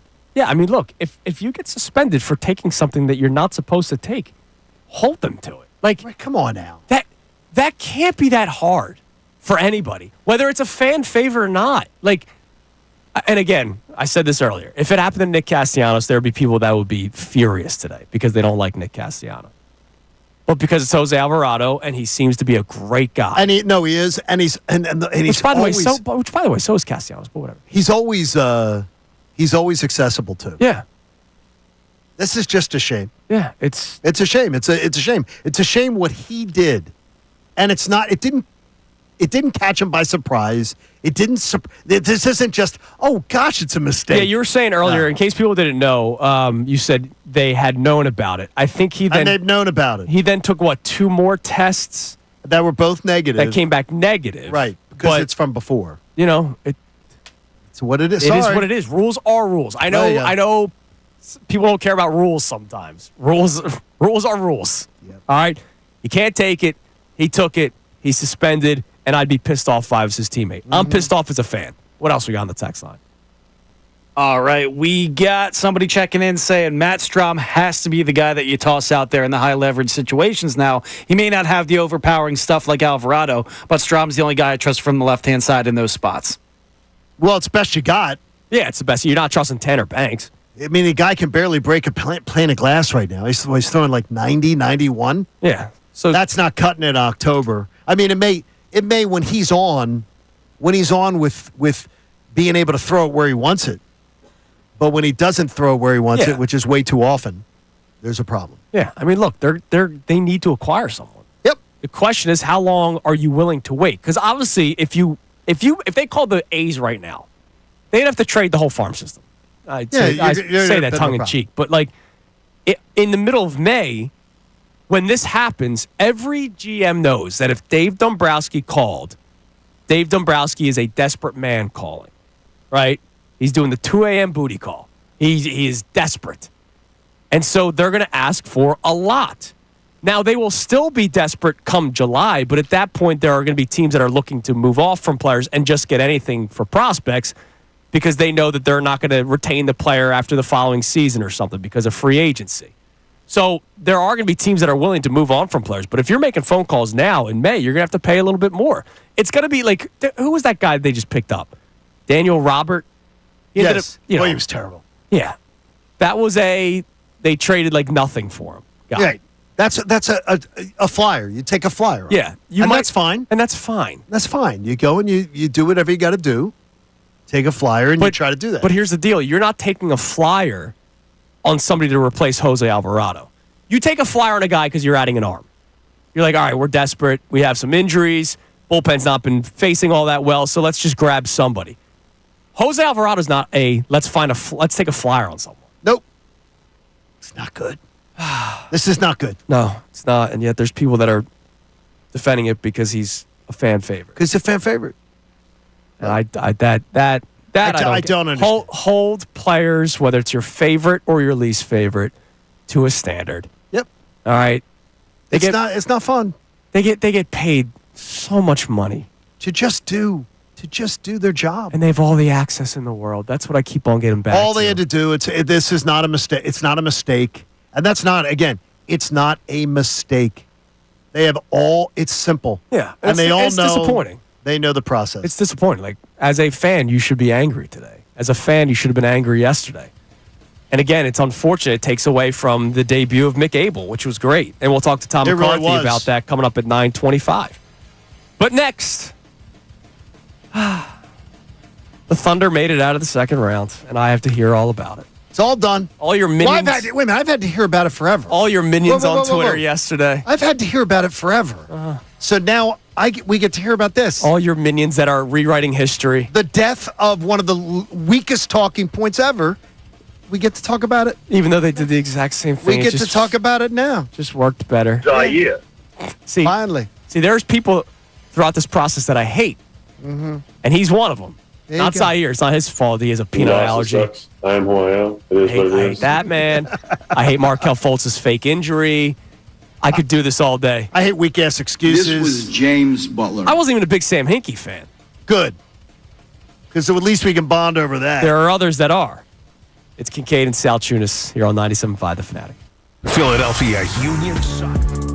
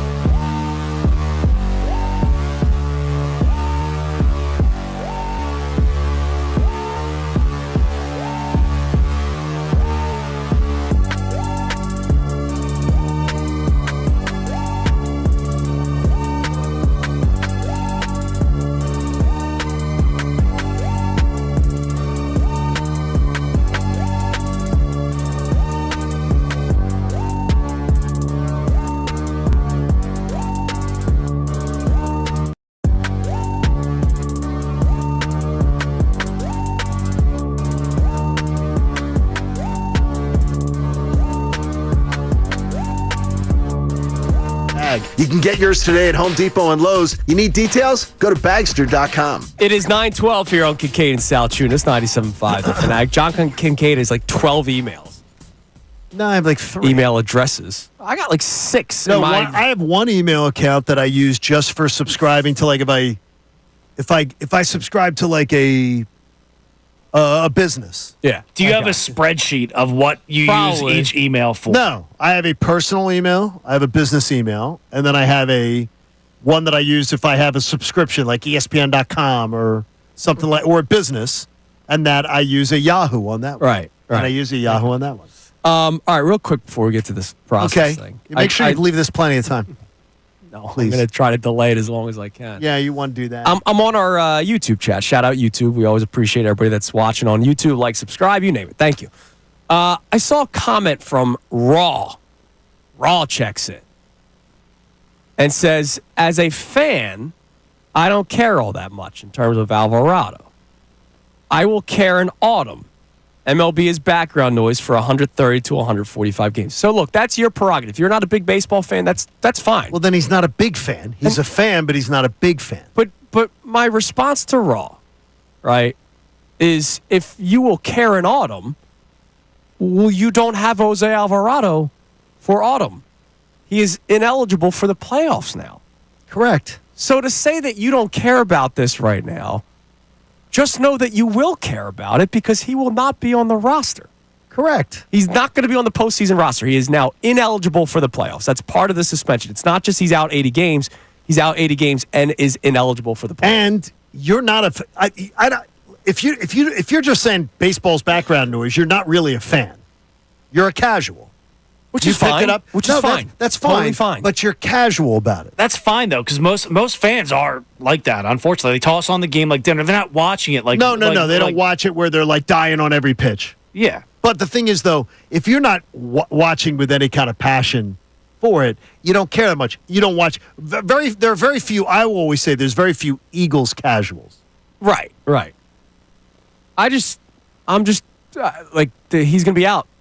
It's postseason time. So it's a huge thing. That's why it's a big story, and that's why we've talked about it for the most part today. Because Correct. That is a huge piece that they just lost. And it's not an injury. It's a self-inflicted wound. Exactly. Yeah. All right. Go ahead. Have your fun.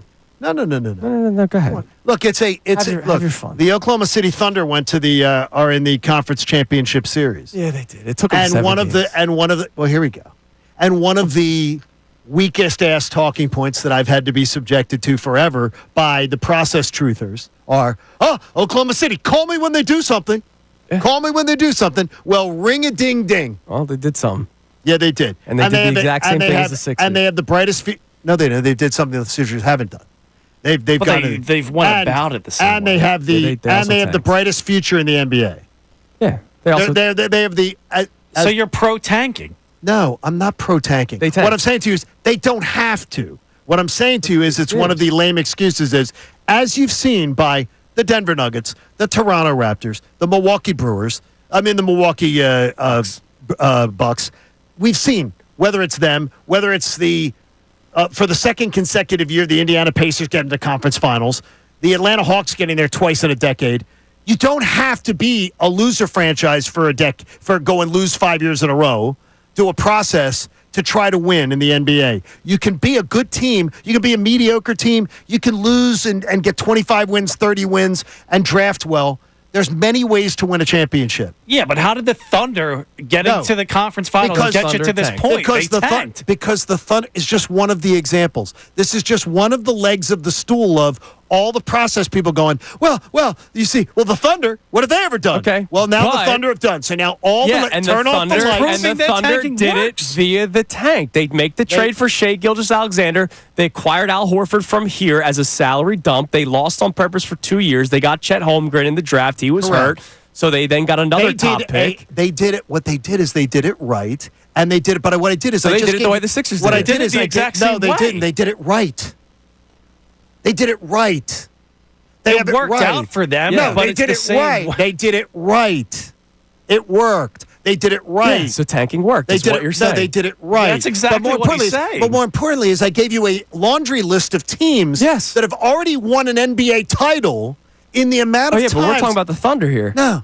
In the amount of times that the Sixers did the process where teams didn't need to do a process and won NBA titles or have gone to the NBA Final Four where the Sixers can't go in a quarter of a century. You can't luck into a Giannis at pick 13, 14, No, it's 16. 15. They did. At 16. Yeah, you can't count on that. Yeah, No, they got lucky with Giannis. The Indiana Pacers are in the conference finals the second consecutive year. And they're not going to do anything. And would you kill to be there? I would kill Would to you be- stop yes, with this? I would kill to be Brendan, there. Brendan, we lost. Brendan, no, Brendan. We gotta We've have lost the plot. We're talking about the Eastern Conference Finals. Who really cares about Yeah, that? we're talking about the Thunder right and now. Brendan, right now you are All right, completely but full of we're crap. talking about the Thunder, and No, the Thunder that is. did exactly what And the then, Sixers we're did. talking It about, just was a we're much talking quicker about process. checking the box on the lame argument that has been offered for years of, well, the Thunder has never gotten any past where the Sixers are. Until well, they now did they yesterday. have. Yep. So we can now just put that aside and never talk about it again. And we can agree that tanking works. And we never talk about it again. I don't get how you're not getting to the same conclusion No. Andrew's getting to. Tanking works. Tanking the works. conclusion is, Gunner, so you want to keep deflecting away from is,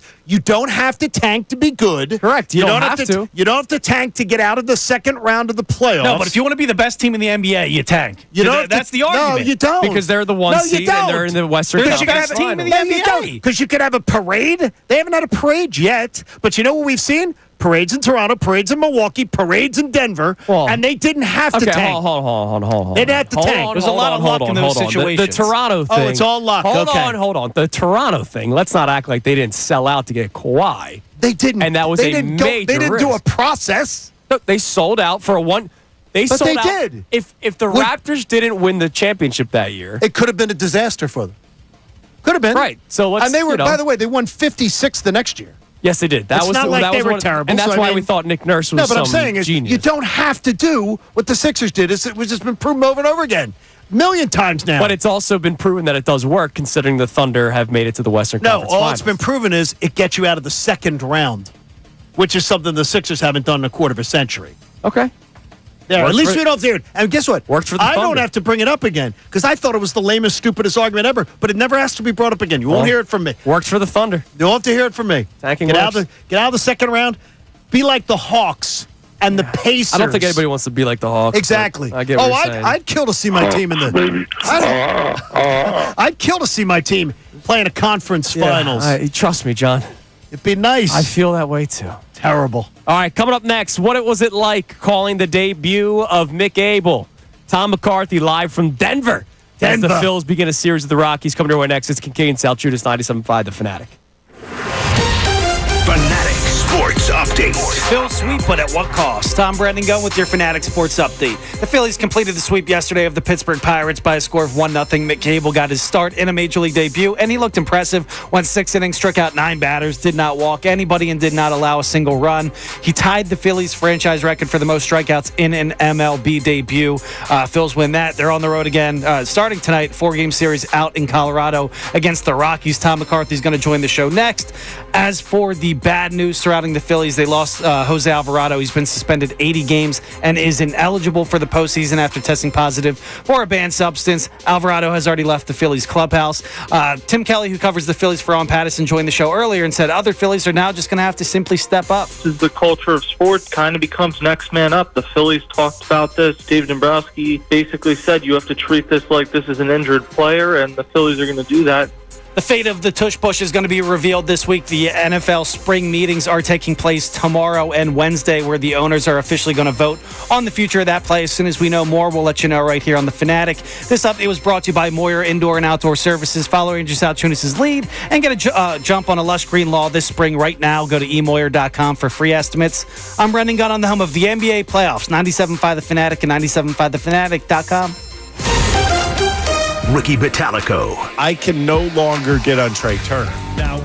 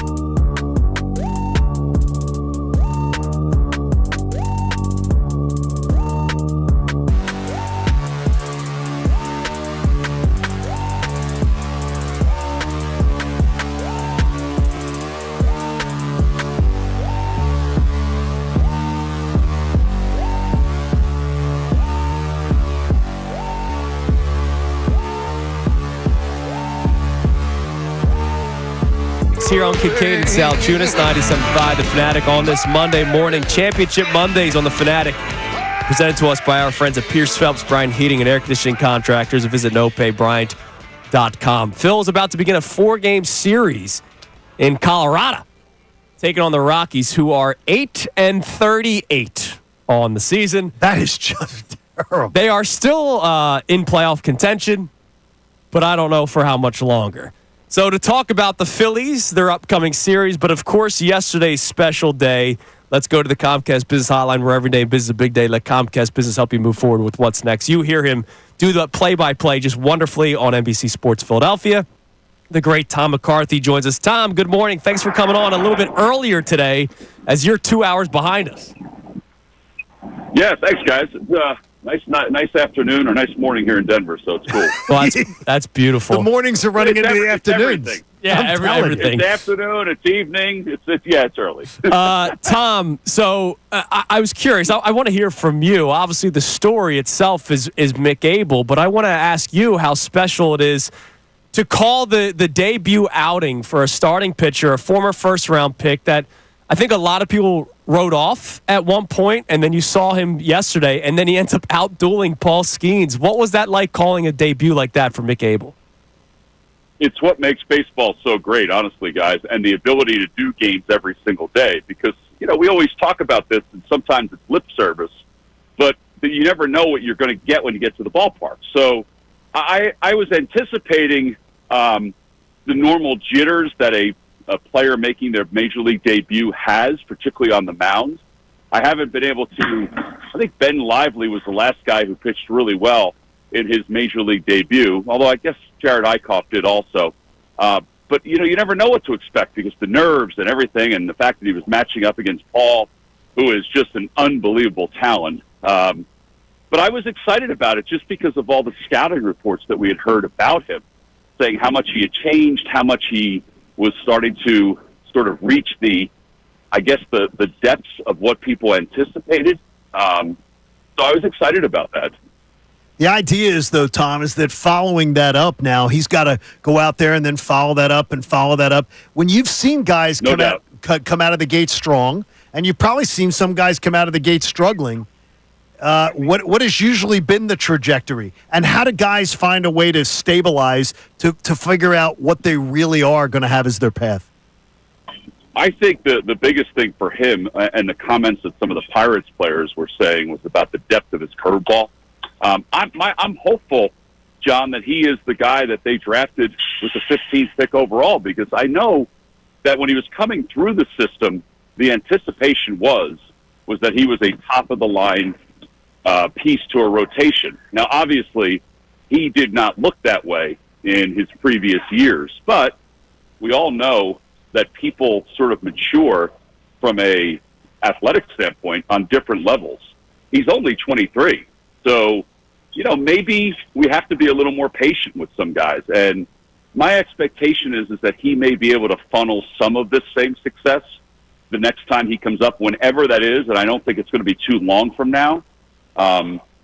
I think he just keeps building on this down, and because whatever he did in this offseason to refocus, to kind of level himself a little bit, it definitely helped. So what could be a future for a guy like Mick Abel? And I mean immediate future, because you're going to get Andrew Painter up at some point. Ranger Suarez is now back and pitching very well. We know that Aaron Nola is on the IL, and that's why Mick Abel even gets the opportunity. But if he continues to pitch well and makes hard decisions for the Phillies, what do they end up doing? Because we'll get to it. You need bullpen help now as well. Well, that's obvious. I mean, that's obviously what they do need moving forward.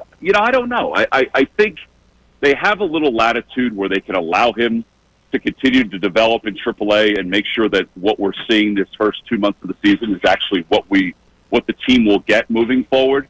But I think you have to be realistic to understand that they could trade somebody to get the bullpen help. I mean, that's probably the easiest path for what could happen down the road, because they have a plethora of starting pitchers right now. My only concern and my only caution is that last year they had a plethora of starting pitchers and then didn't have a plethora of starting pitchers. So I think you just got to be a little leery about that. But I think that realistically, you have to think about the possibility that one of these guys, or maybe two of these guys, are traded at some point. Tom, when you see what Kyle Schwarber's doing this year, and it is his walk year, not saying that he's going to leave the franchise, but it is a contract year. How imperative is it for the Phillies maybe to try to engage in talks about getting something done now? I think they have already, John, and I think the reports have been out there about that. I don't know what the specifics have been, but I think he does owe it to himself to kind of keep an open mind, because this will probably be his last sort of large contract, whatever it is. And, you know, to me, he's a difference maker for anybody, including the Philadelphia Phillies. You know, he's changed the scope of the clubhouse. He's changed the work ethic in some ways of the clubhouse. I do think they've engaged, and I think they will continue to engage. But the one thing I have learned about Dave Dombrowski is that you very rarely know what he is doing, because he doesn't allow a lot of people in. It's sort of an old school feel that, hey man, we're not going to have any of these whispers getting out. We're just going to do this privately. But I do think they've engaged, and I think they will continue to engage as the season moves on. Voice of the Phillies, Tom McCarthy, joins us on the Comcast Business Hotline. Tom, obviously the big news before the game yesterday was that Jose Alvarado suspended for PEDs, 80 games, and of course now ineligible for the playoffs. Let's talk about the blow that this team gets with Alvarado being suspended from an on-the-field standpoint, but even just with the teammates and the clubhouse, I imagine there are certain players that feel a certain type of way right now. There's no doubt. You know, when you, I know we've talked about this over and over again over the years, but when you have decided to take some kind of a performance-enhancing drug, whatever it is, whether it's for dietary reasons, whether it's for physical improvement, there is a list and there is a hotline that you can call. There are outlets. So that's the concerning part of it, is that it's not like Major League Baseball has left these guys out on an island and has not allowed them the opportunity to find out whether they take whatever dietary supplement they take, whether it's legal or not legal. So it's irresponsible in some ways for a player when it comes to something like this. And listen, you guys have known me for a long time. I battle my weight every single year. It depends on what season it is, depending on what size pants I wear. But I do think that these guys have opportunities to figure out what they can and cannot take. And I think that's where the concern is and the disappointment is. And now, you know, even beyond the regular season, this is as potent a left-handed weapon as Major League Baseball has that will not be available for any potential postseason. And that's really hard to swallow, to be honest with you. And I think it's mixed emotions in the clubhouse. I think you saw Matt Strahm. I think that's the way some of the players feel. They want to hear from him before they make any kind of judgment or pass any judgment. But I think internally, it's bugging them. All right, Tom, we're trying to figure out, because there was those sounds in the background. Are you on the set of an HGTV show where they're renovating a house? Really good question. Are you cleaning? Yeah, good Are they question. cleaning spikes? Cleaning the spikes. So, or is somebody mining for gold in the background? Okay, it could actually be all of the above, because I am in Denver. Right. But if you've ever been to Denver, they have this area called the 16th Street Mall. Oh, yeah. Yeah, I've been there. It's like Lodo, right? Yes. Yeah, for the last 3 years, they've been refurbishing it. Oh. Well, and Denver for me is one of my favorite breakfast places. Ooh. So I kind of wander around before I decide where I'm going to go. Where are we going? Where are we going today? Haven't decided yet. I might go to Sam's. Sam's is a greasy spoon diner that I really like. But I also might go to this place called Syrup, which is not greasy spoon, but it's really good. Yeah, that sounds good. Anyway, so they must have cemented the middle portion of the 16th Street Mall last week, and today is pulling off the wood and all metal. And I've just sort of lodged myself on a chair outside of where they're doing it. Well, there you go. That's good. Listen, we appreciate the time, Tom. Enjoy yourself out in Denver. 4 games against a baseball team. Yeah, come on. I'll just leave it at that. Hey, they have won some games the last week. They did make a manager change. Yeah, they've got 8. Yeah, they got 8. They're on fire right now. I bet. You know what I want you to do? I want 8. you scouting their pitching. I want you scouting their relievers. If there's anybody worthwhile, let's bring them back with you. There you go. Thanks. You know what? My buddy Larry said the same thing. He goes, hey, make sure you do some scouting when you're out there. Yeah, just grab a couple guys and take them hostage and bring them home to Philadelphia. And keep walking, too. That's great for. That's good. We all need that. Keeps us slim. Oh, there you go. I need that and much more, guys. Thanks, Tommy. You're the man. We appreciate it. Keep up the great work. We'll talk to you again down the road. Bye-bye. There he is, Tom McCarthy on the Comcast Business Hotline. Love Tom. He's such a good dude. He literally herds cats for a living. Oh, yeah. Because his entire team, whether he's dealing with any one of them, they're all like all over the place, and he has to just keep the car right in the middle of the road. So the 16th Street Mall. It's awesome. I love it down there. So obviously there's establishments in Denver that you go to. The Lodo. And I went first thing in the morning, and they have happy hour. Buy one, get one.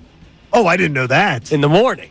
Wow. And I was like, wow, I like this. It's this a place fun is area. Cool. But it's done by 9:30. I know. 9:30 me and Ann had nothing to do. We were like, what do we do now? I was like, well, I have an idea what we can do. All right, coming up next, we'll check some text messages on today's topics. And, of course, the key three comes your way at 9:48. It's Kincade Salciunas, 97.5 The Fanatic.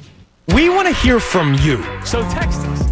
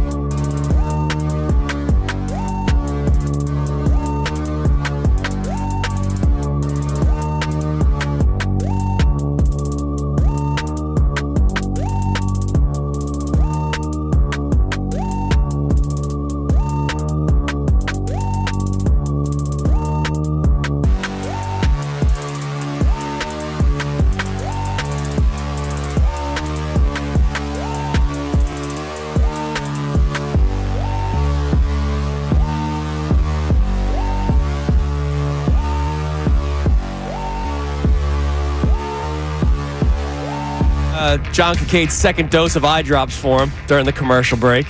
What a good dude, man. Give him a lollipop afterwards. Yeah, he's a good dude. I wonder if Mikey Miss would do eye drops for Bill. I think he would. Or vice versa.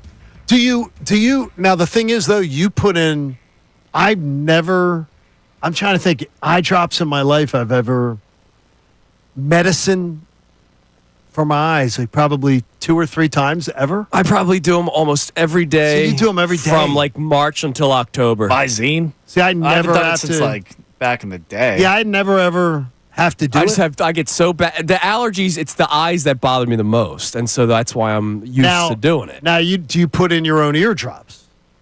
I don't know the last time I've done eardrops. I used to have to put in swimmer's ear.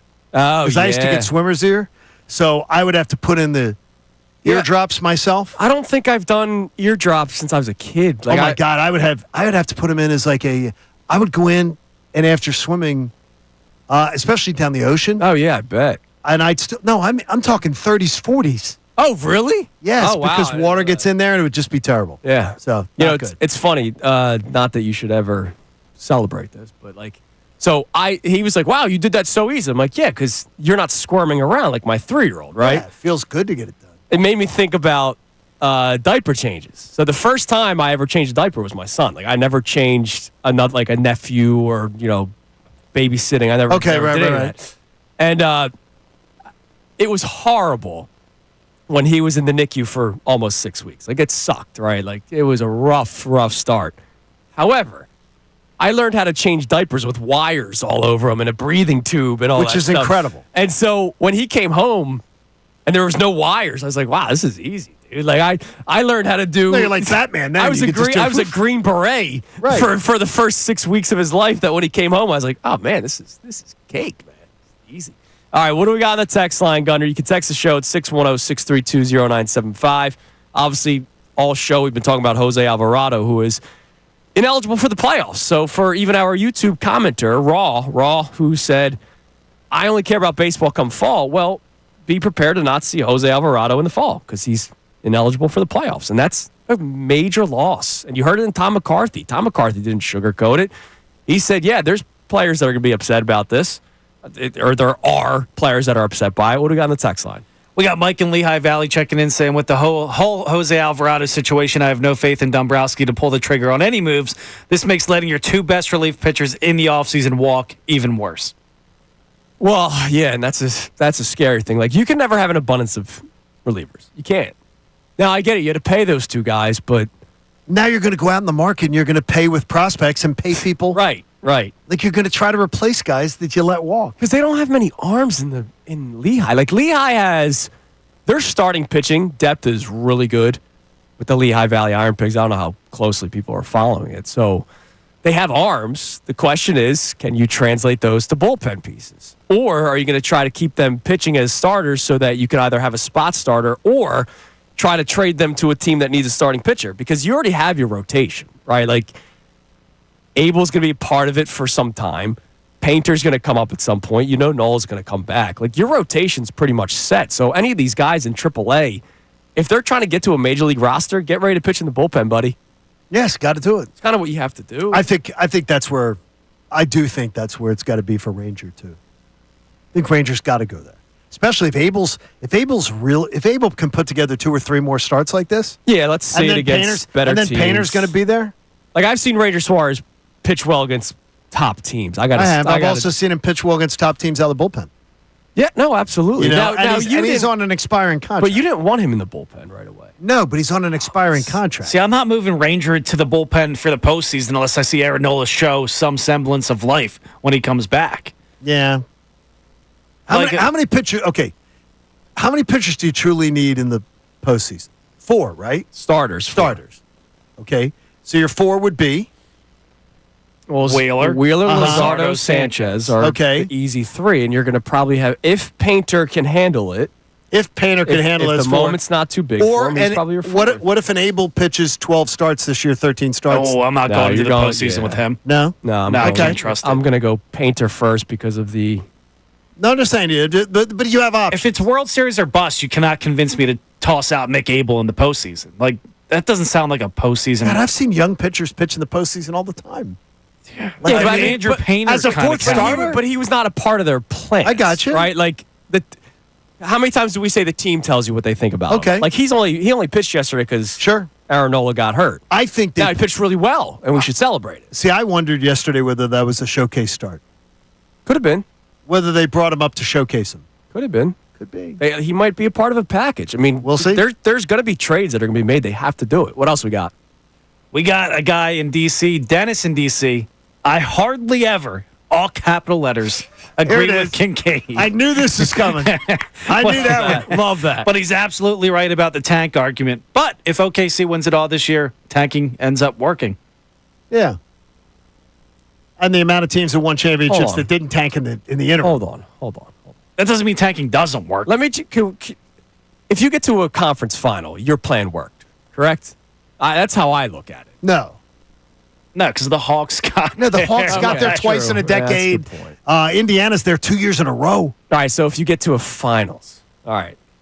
You win a conference championship, it works. By the way, I'm really excited for the Western Conference Finals.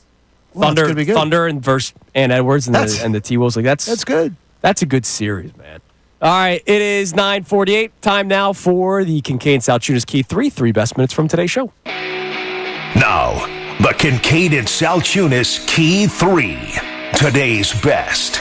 Let's talk about the Phillies, and let's talk about one man and one man only to start. Jose. Unfortunately, the one man only can't be Mick Abel, who we will talk about this hour because Mick Abel made his major league debut yesterday and dazzled.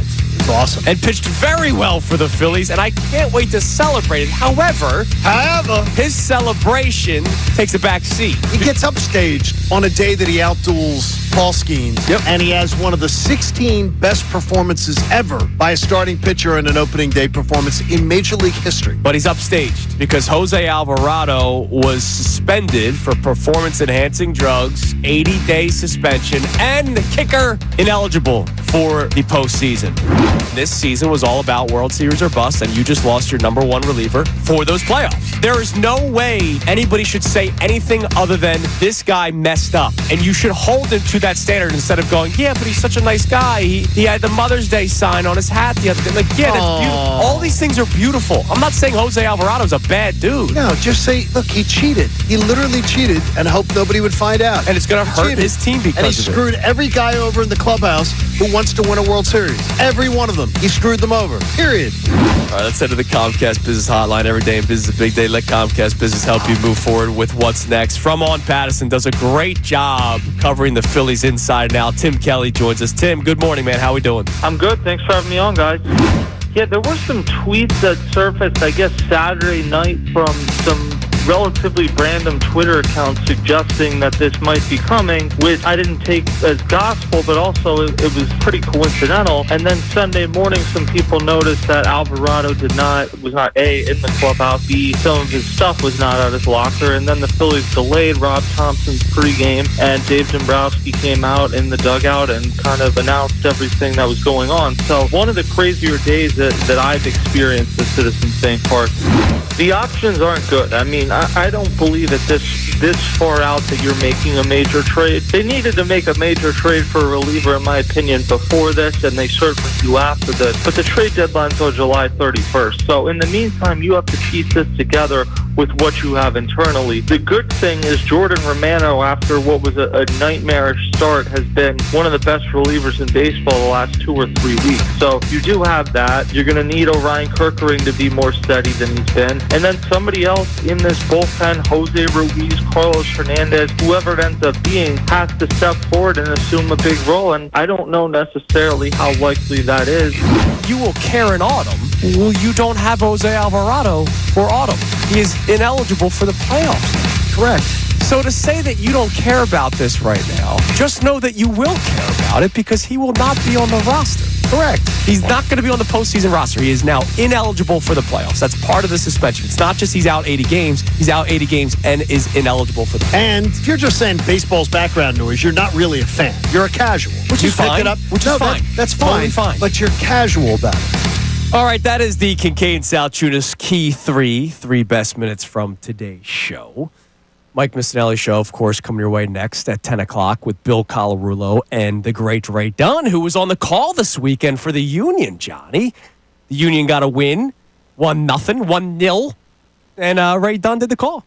Ray Dunn did do the call, and Friday night, Ray and I were talking a little late-night text. Okay. Because they needed equipment down in Atlanta. And Andy Roth, my buddy Andy Roth, now the PD down at my old station, he got them the equipment to be able to do the broadcast. Oh, that's good work by And Roth. Ray Dunn was able to do the broadcast, did a great broadcast. I got 2 reviews from my soccer heads friends who said Ray was tremendous. Well, that's good. One of my buddies said, understated, not in the way, what a pro. See? That is exactly what he said in his text. We're watching this kid grow up in front of our own very eyes. He's just gonna run right out of our view. You know, this kid. It's those Temple Owls. There's something They're about everywhere, those baby. Temple Owls that just take care of business around here, man. He was really unbelievable. good stuff. It was a lot of fun. It's great. It's great seeing that. Ray is very versatile, but he's sitting in an airport at like 10. I said, "You haven't taken off yet for Atlanta?" And he didn't get to go to any of my spots. Wait, what time is his flight? His flight was delayed 5 hours. Oh, no.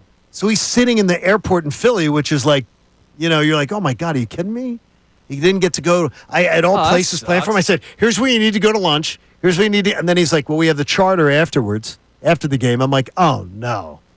I had places for him to go. So he'll get to go to another. He'll get to go another time. The delayed flight sucks. I hate it. It's one of the worst. I hate it. Absolutely hate it. By the way, so the girls are in Disney this weekend. Correct. It was empty. That's weird. He sent me a picture, dude. It was weird. It was That's haunting. Like, it was Friday. Disney being empty? Okay. My wife and daughter were in Epcot Friday. Saturday they were in Magic Kingdom. It was Saturday. My daughter at 9:55 was in Adventureland. So right near where the log flume, like the flume ride is, whatever they call it. They call that Tiana's. It's called Tiana's Adventure now or something. They've renamed it. Yeah. She's there with her arms wide open, not touching. Dude, it was There's weird. Nobody. That's the best ride in the place, too. It's awesome. Like it was weird that there was nobody there. That's a win. How about this? There was the longest wait time was 25 minutes on a Saturday. Yeah, it's a win, man. 25 minutes. Did they get cooked out or something? Or like, what It was not. Well, now, the one thing is, look, it's Saturday. It's May, where they're usually packed. But it was, it's graduation season and everything. It was 96, 97 degrees the 2 days they were there. They powered through it. But still, brutal. Work by They did it, and they spent all the money in the world. Hey, join us and our generous partner, H&H Heating and Air Conditioning. They'll keep you cool. Make a donation to the American Association for Cancer Research. You can do it at 975thefanatic.com/AACR because cancer research saves lives. Damn right. Hit him straight today, Johnny. Yes, Dan White and Associates golf tournament at a beautiful DuPont Country Club. Hopefully I'll be invited back after hopefully I have a really good round. Hopefully you do. All right, Mike Missanelli Show comes your way next. We'll be back at it tomorrow morning here on 97.5 The Fanatic.